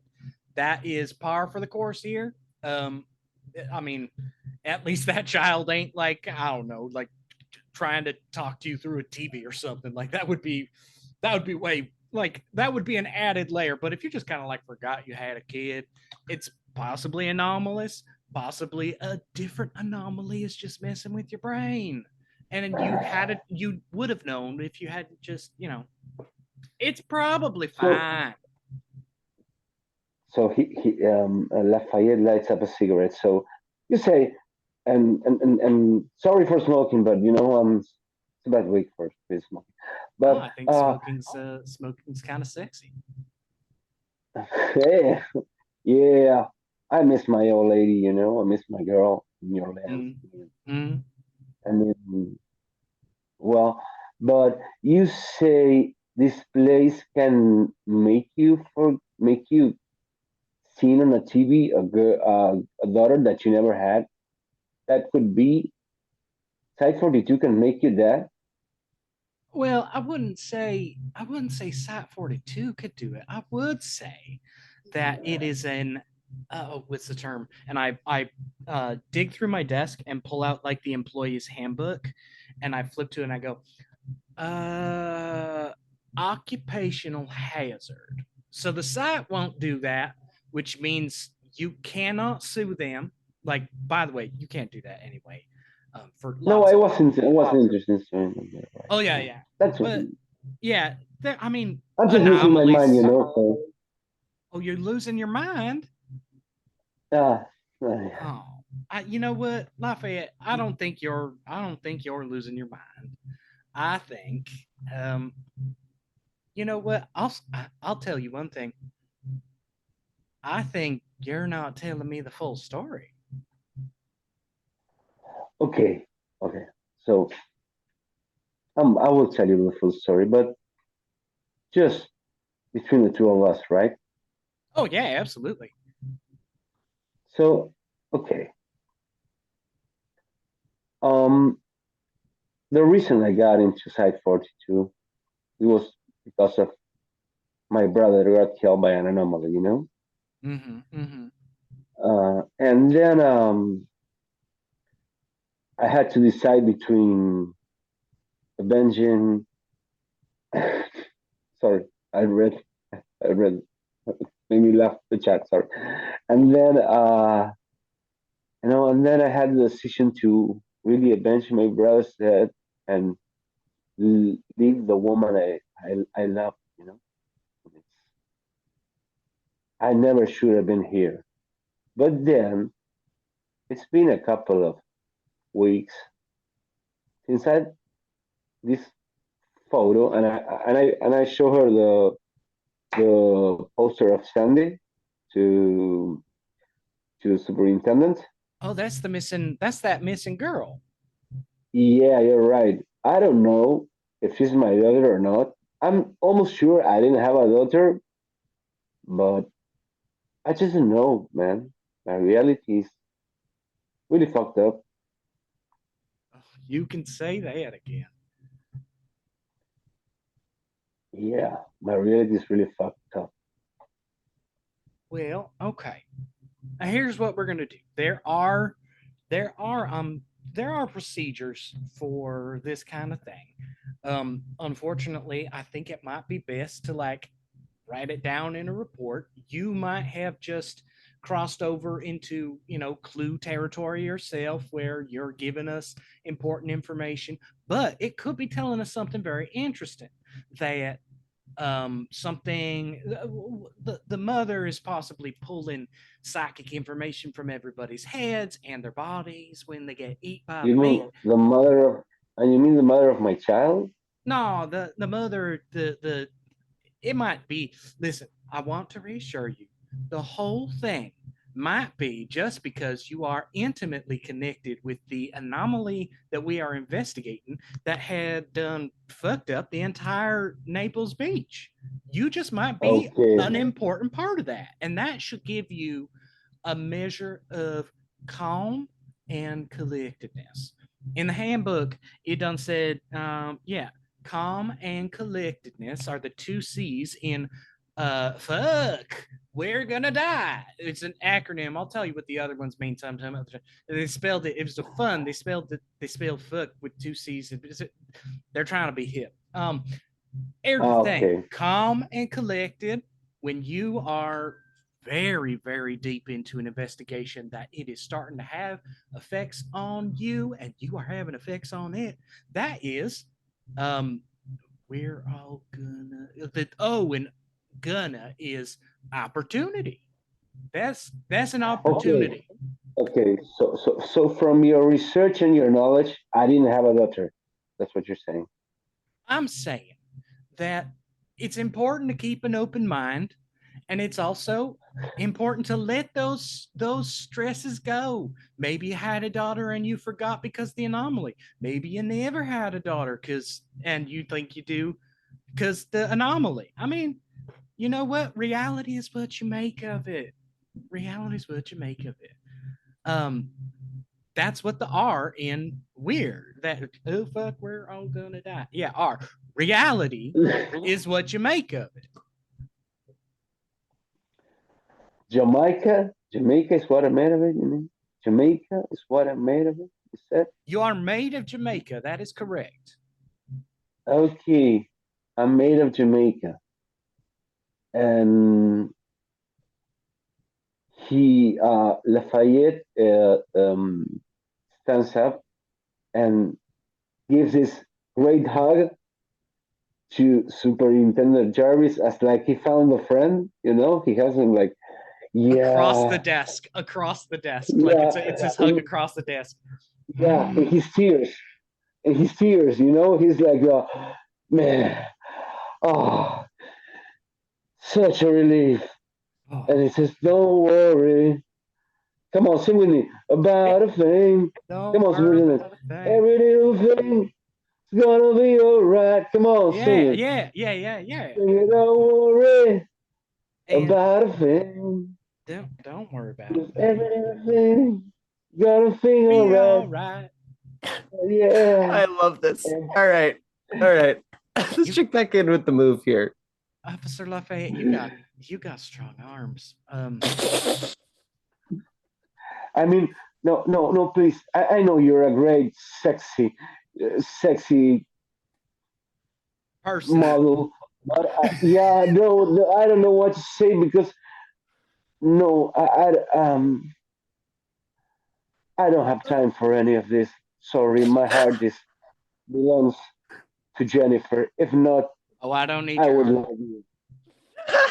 But All right. Nope. That's a perfect place to cut it. That is exactly where the scene cuts. I don't need your heart.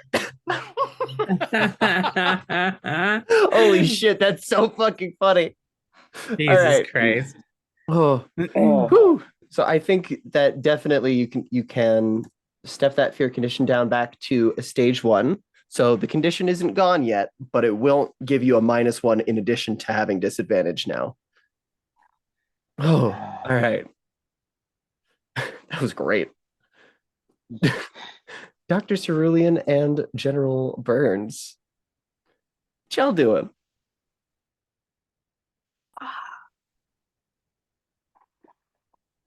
I have kind of an idea potentially.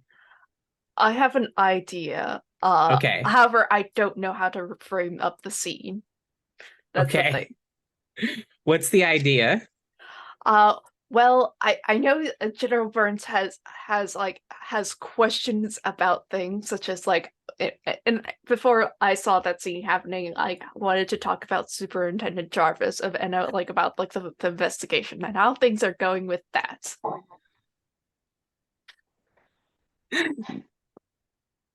I think an easy way to set it up is kind of the half-assed idea I had, where Dr. Cerulean was very curious about the hand that you regrew. Oh yeah, And what that's fair.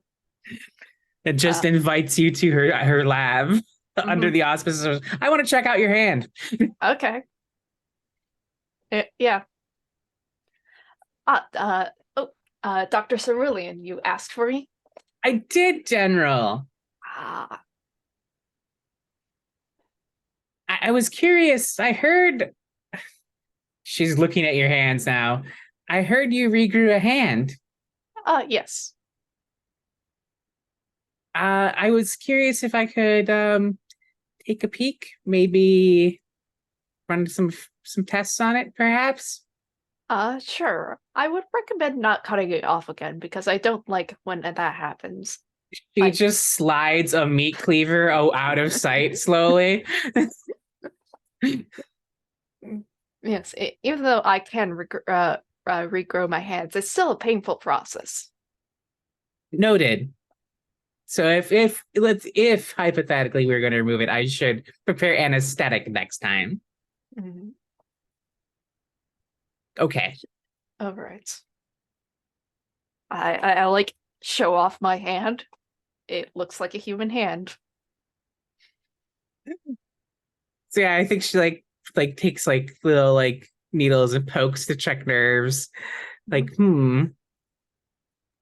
I will point out that General Burns is very much less muscular than he was the last time you saw him now. Mm-hmm. Did you? This might be inappropriate, and I don't want to get called into HR like Superintendent Jarvis has previously. Did you get less buff? Oh, yes. I suppose you have not actually read my file because I know that for certain circumstances it has been classified depending on sort of rating. However, for some reason I'm not able to declassify it and I don't know why, but you would have to probably take it up with the site director if you want to know more about that specific process. But yes, I am less buff because I am less stressed. So okay, interesting. My working theory was that your buffness went into regrowing your hand, but that makes more sense. The stress thing. Mm-hmm. Yes. Yes. Like regrowing my hand actually made me a little bit more stressed, which was increased my buffness. So, however, since I have dealt with several problems, however, I still have more problems. Uh, Dr. Imogen, I know that you have mentioned Superintendent Jarvis as of late. What do you make of them? Well, their proclivities to marry whoever, it seems, is interesting. I don't possess, in my many doctorates, one of them is not psychology, but there's something there, right? Yes. As of late, I think they are intending for some sort of courtship with me. Oh, I've not seen that before from them, but I did give them the hugs, so that could have changed things. I mean, a hug is rather intimate. Yes, but multiple human beings have given each other hugs without it being intimate. I mean, I don't hug any of my staff personally. I barely like to shake hands with them. Hmm. Would you like a hug?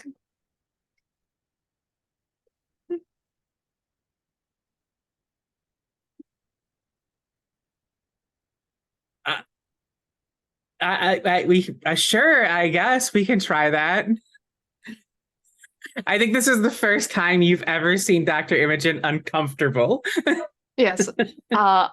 In the same fashion as we saw with Superintendent Jarvis, I pat you on the head and wrap my arm around your back.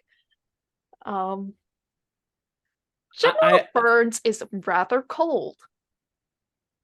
I think Dr. Cerulean also does not know how to hug proper. And so, like, there's this weird, like, where here? And at some point, like, her tail comes up and starts patting herself on the back. Like, you've got this, girl. Don't worry. Mm-hmm.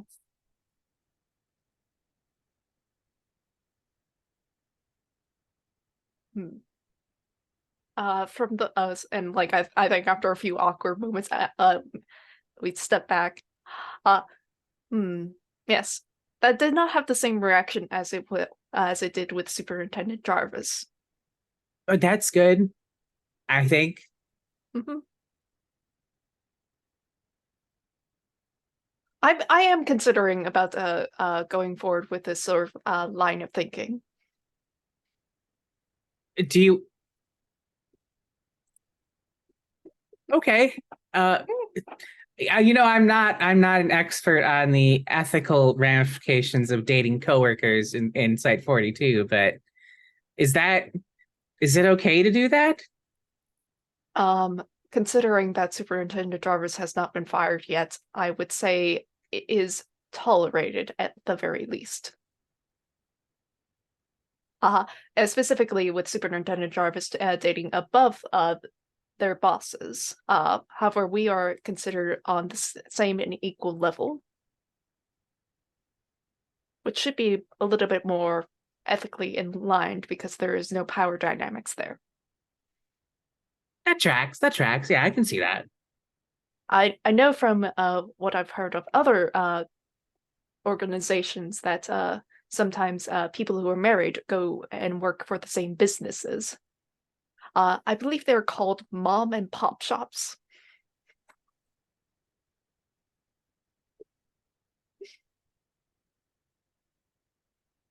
I grew up in a small town. I'm a bit familiar with the mom and pop shops. Yeah.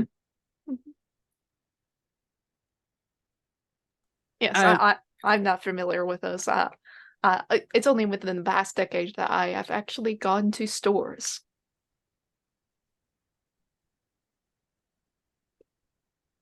okay. You are a very interesting specimen, General.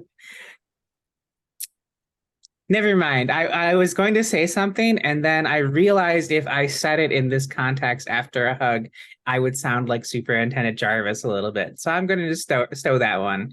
Just going to stow it away. You can tell me. It'll allow me to gain better insight into Superintendent Jarvis' thinking as well. I was going to ask if I could examine you fully in the future. All right. I would have to gain permission from Site Director Sun about that because that could be considered classified information. Of course, of course. It's purely platonic, I want to assure you. I'm deeply curious about your biology. That doesn't sound better. I think that's a pretty good spot to cut it. All right. I think diligence was kind of actually being employed there by you. You were very diligent in all of the lines of questioning and literally taking notes, which is very great. I like that you need to take notes on how to have a hug. Look, she's not good at peopling. She's bad at it. Very bad. You may each clear an appropriate condition. And General Burns, you don't have a fear condition. So you can get to describe a clue for an active investigation. I think seed stench is probably good to clear, because if someone hugged you, then clearly you don't smell anymore. Yeah, exactly. Yeah, I'm thinking about a clue for the red thumb. I think specifically in this line of questioning, I think just generally the people who've been going to the local grocery store have been the same people over and over of their particular family unit rather than people going out. It's very particular. Like once a person goes there, they always go there. They don't go anywhere else. So it's just like, I'm not sure how to word it, but there is a certain obsession with the grocery store. Yeah. Let me know if this is about right. I'm writing it down as people going to Ellis's are all recurring customers who stop shopping elsewhere. Yes. Okay. Excellent. And with that, let's go ahead and do stars and wishes. Whoever would like to start may. I would like to start. I have been taking notes this whole session on everything that I have loved, because I have a hard time remembering stars and wishes, and I don't want to seem like the person who's like, yeah, I enjoyed it, but I can't tell you one thing I enjoyed. So I have so many notes, and they're all good. Lafayette, something that really struck me in the very beginning of the session is that when you were asked what you were afraid would happen, there was absolutely no hesitation. I'm afraid I will become the Swamp Thing, and it was incredible. I just the fact that there was no hesitation, and the fact that you have a whole solo for like your own version of moving out as you devolve into madness is just incredible. I am just a huge fan of Billy Joel, and I am so glad that somehow we brought Billy Joel into this monstrous reality. Seriously, like the virtuous move scene was great, absolutely wonderful. Burns, that hug scene was transcendent. Like just such an emotionally intense moment that was also awkward and funny. Like it's so good, as well as all of the deliveries of your lines when in your virtuous scene just now. I heard you regrew a hand. Yes. No follow-up. Just like, yes, pause, nothing. And I love how Burns is very book smart and learned about the ethics of consent, and not so learned about the definition of what a mom and pop shop is. Like the fact that is that he's like, when when people work at the same company and they're married, I'm pretty sure that makes the company a mom and pop shop. And I'm just like, oh, that's so funny. That was just so funny. Dr. Cerulean. Using the ritual text of the cha-cha slide to murder your underling was absolutely a high note in today's performance. Like just that moment of slide to the left, so good. That choice as well to be like, oh, I need to sacrifice something. Yeah, have my underling.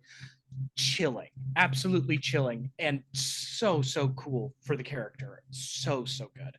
I love also in your virtuous move. My working theory is this thing that makes a lot more sense. Oh, but it's just stress. That makes more sense. I was like, I love like you're my favorite doctor right now.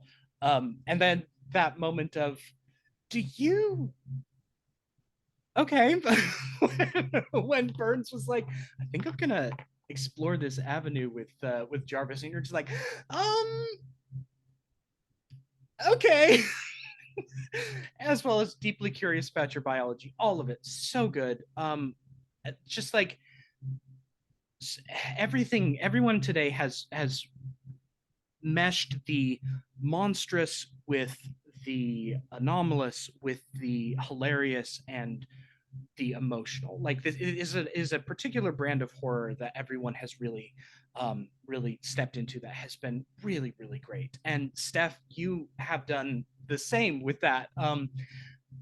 How is it so beautiful and so gross, I think should be the tagline of this adventure, maybe. That moment of just like, oh, how is it so beautiful and so gross, just stuck out to me, as well as the most menacing aside of one hop this time ever that has ever been delivered. Like, so good, so good. And then on the flip side of like, these are very funny and very good. The scene that you described with Sandy in Lafayette, absolutely terrifying. Sandy being like, just a television that's growing out of the roots that are growing into your bed, and then she's just like, you've got to help me. Just your delivery of that, just like all of it. That I was genuinely like feeling kind of sweaty and nervous at that moment, because it was just like, oh gosh, it felt like very much like Sandy was in danger, and not necessarily a dangerous thing herself, but that she was someone who was stuck in this in so deep a way that like was genuinely scary. Like so I again, stars for everyone. This has been a great session. And that's it for me, but I had so much fun, everybody. Yeah, I gotta give a star for just generally this being the musical episode of we've got we got Bohemian Rhapsody, we got Billy Joel, we've got some dance songs. Like I was like, what's going on here? Why is there so much music here? I can expect this from Lafayette, but everyone else? My goodness. A star for Superintendent Jarvis for like having like being super like nervous around Burns, potentially a son as well. I find it very funny to contrast with that with Burns is just like, oh yeah, I'm hungry. Like that, like it's like it's very nice and all, but there's like a little bit of sinisterness under that sort of nicety, because it's like, oh, you're in this meat pit. What do you desire here? What do you want most out of it? And it's just like meat to eat. So like that's kind of spooky there, at least to me. Also, oh man, Lafayette is fighting for his life. He's so stressed. The poor man. I hope he finds the information he's looking for. I really hope so. Dr. Imogen of like, oh yeah, I don't touch people. Like, oh my God, that's like so sad. I was like, I felt so bad, and I'm like, I need to give Dr. Imogen a hug. And of course, it's just the weirdest thing ever because it's Burns and Dr. Imogen and Steph. God, like I know, like we're all a bunch of silly goofs, but you keep on bringing the horror and spooky me.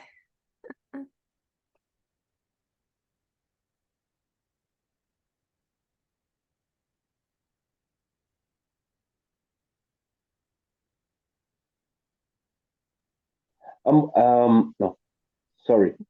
No, I'm just it was a great session, and yeah, I would like to first give a star because in every chapter that we have been playing, I love there's like the comedy part of Superintendent Jarvis talking with the meat guys.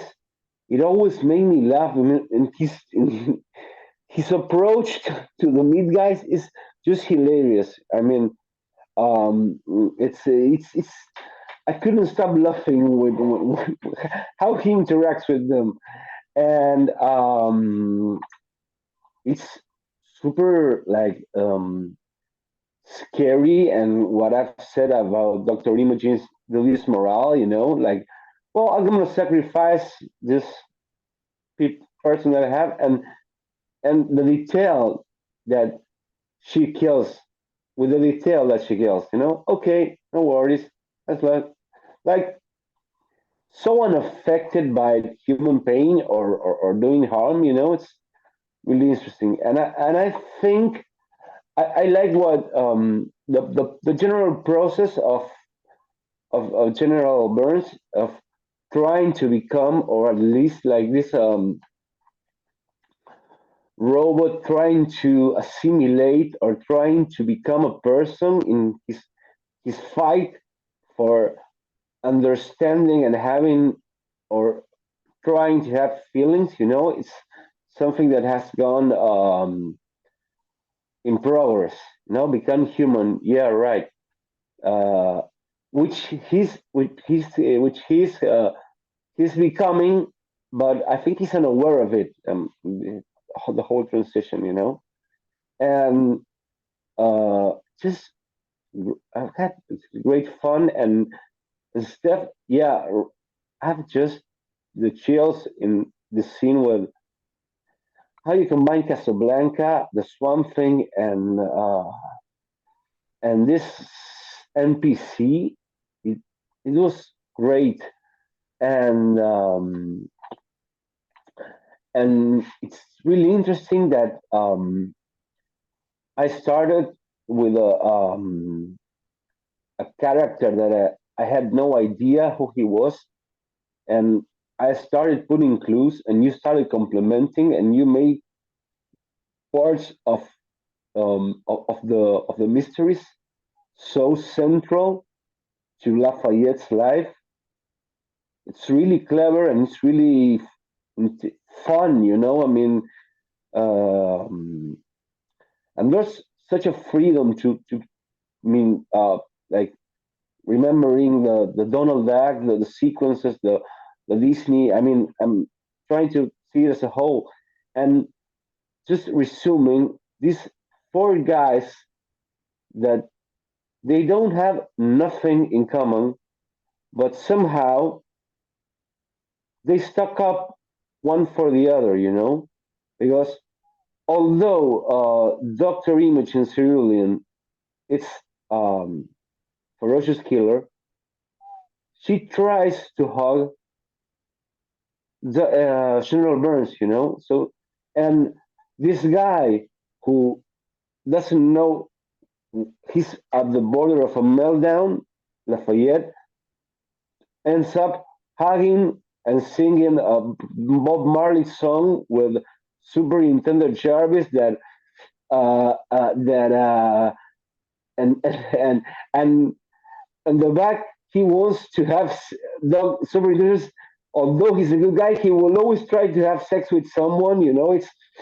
It's great. Everything. Um, um, because just because uh, Superintendent Service said a word and I changed and I said Jamaica, and Superintendent Service followed me and said Jamaica, and it's all been like the hugs.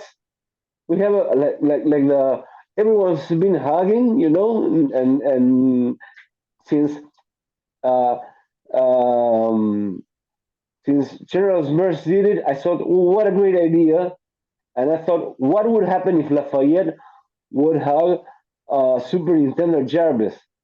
And it was like stars to the General Gilbert for giving me that idea, and well, stars for you, and yeah, it's such a musical hugging episode. Yeah, right.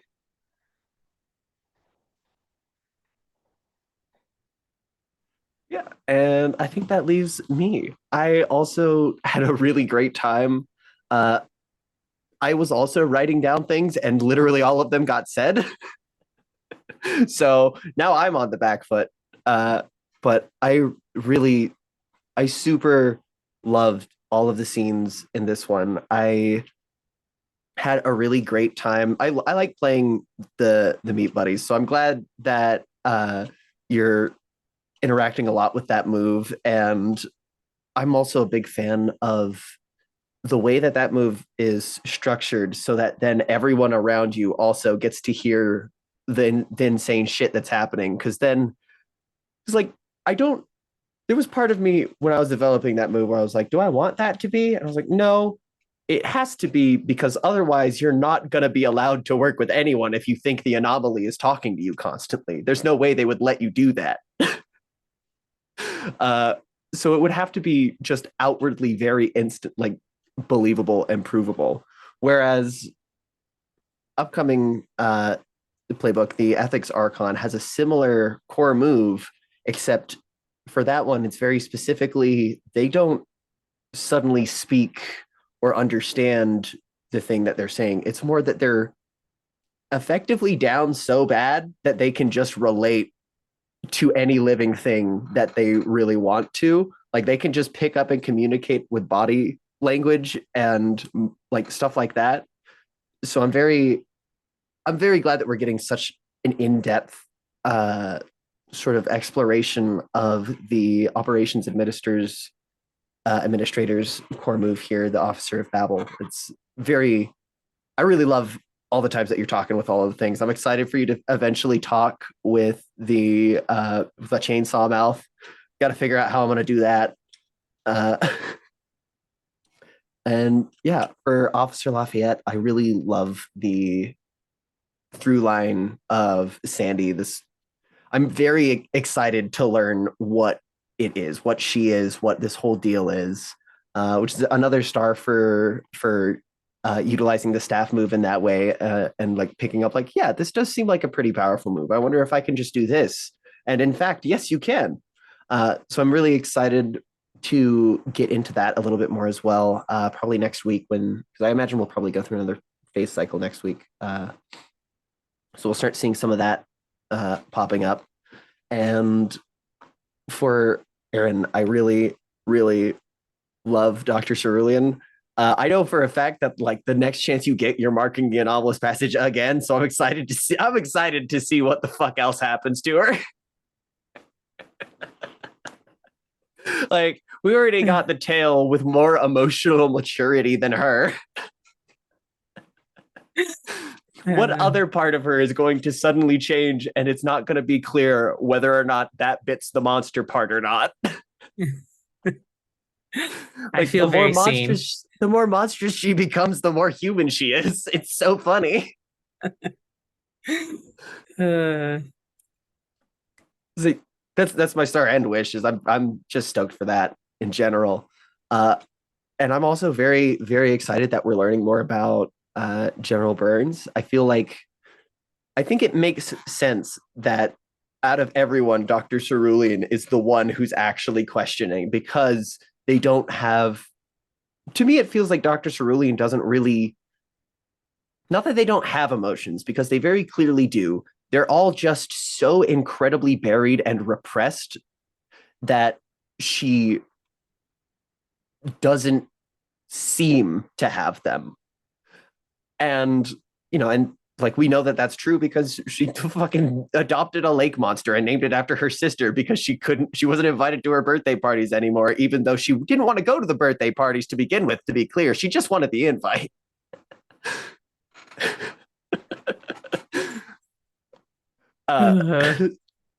Like I love that emotional complexity in this character so much, and I'm excited to see more of it. And it just makes a lot of sense that she's the one to question Burns, being like, "Hey, so you're a little fucked up, right?" And he's like, "Yeah, finally, someone noticed." It's really great. I'm also excited to potentially see what makes the swole mode happen, because it feels like that's been starting to set up for like some like that could be something that comes up during like studying a case file or something like that, as you could be like talking to Site Director Star and be like, "Hey, so what's up with this dude?" So I'm excited to just learn a lot more about all these characters, but especially General Burns, because he's such an open book. But the thing with that is that it's in a language that isn't real. Yeah. Yeah, I know why General Burns is the way he is. It's a little complicated, of course. Yeah, but that makes sense. But yeah, but his personality, like he works so hard. Yeah, I think like out of everyone, he didn't have a bad childhood, honestly speaking. Like, yeah, which is he seems like he just had like kind of a great time existing as who and or what he is, and now he's here. Yeah, he just never got socialized. That's all. Like a dog. I like that you're dropping hints even in the stars and wishes. What the fuck, man? But yeah, that'll do for this week. I'm very excited. I need to go still. Yeah. Oh, I you do? I thought you did. Did you not? I did not. Wow, I thought I was the last one. Haha. No, genius. it was me. It's me this time. So yeah, I'll make mine real quick, because they're honestly going to be doubles of everyone, because everyone went before me and said all the things I was going to say. I love Jarvis so much, just for like, oh, let's have one thirsty scene with General Burns, and now I'm going to have another one with Lafayette. Now, like, just keeping your options open. Why, I get it. You got Heartfoil, you got Burns, now you got Lafayette on the table. It's, you got a smorgasbord of potential new exes. I'm here for it. Lafayette, I love you just slowly losing your mind. I mean, the rest of us are too, or have lost it already. And it's just fun to see the journey to get to, like, because we're already a bunch of weirdos. And I feel like Lafayette is the one that's just getting to the point of being the kind of weirdo that the rest of us are. Burns, I loved our little nostalgics. You want a hug? I was like, oh boy, here we go. The weirdest, awfulest hug anyone's ever experienced in their life. And I was very here for it. Yeah. Steph, I loved the little meat buddies voices. I love them so much. They're so wonderful. If I could start last week, like the second I heard the voice, I was like, oh, I love this little guy. This little guy I must have forever. But also the everyone said this already, but the TV thing was great. That felt so public access, like it almost felt like public access slipped into the game a little bit, in a good way. Just the hair content. Sorry, I'm reading side chat. Oh, the Jarvis harem. I see. That's what we're gonna do now. But yes, the TV scene was fucking phenomenal.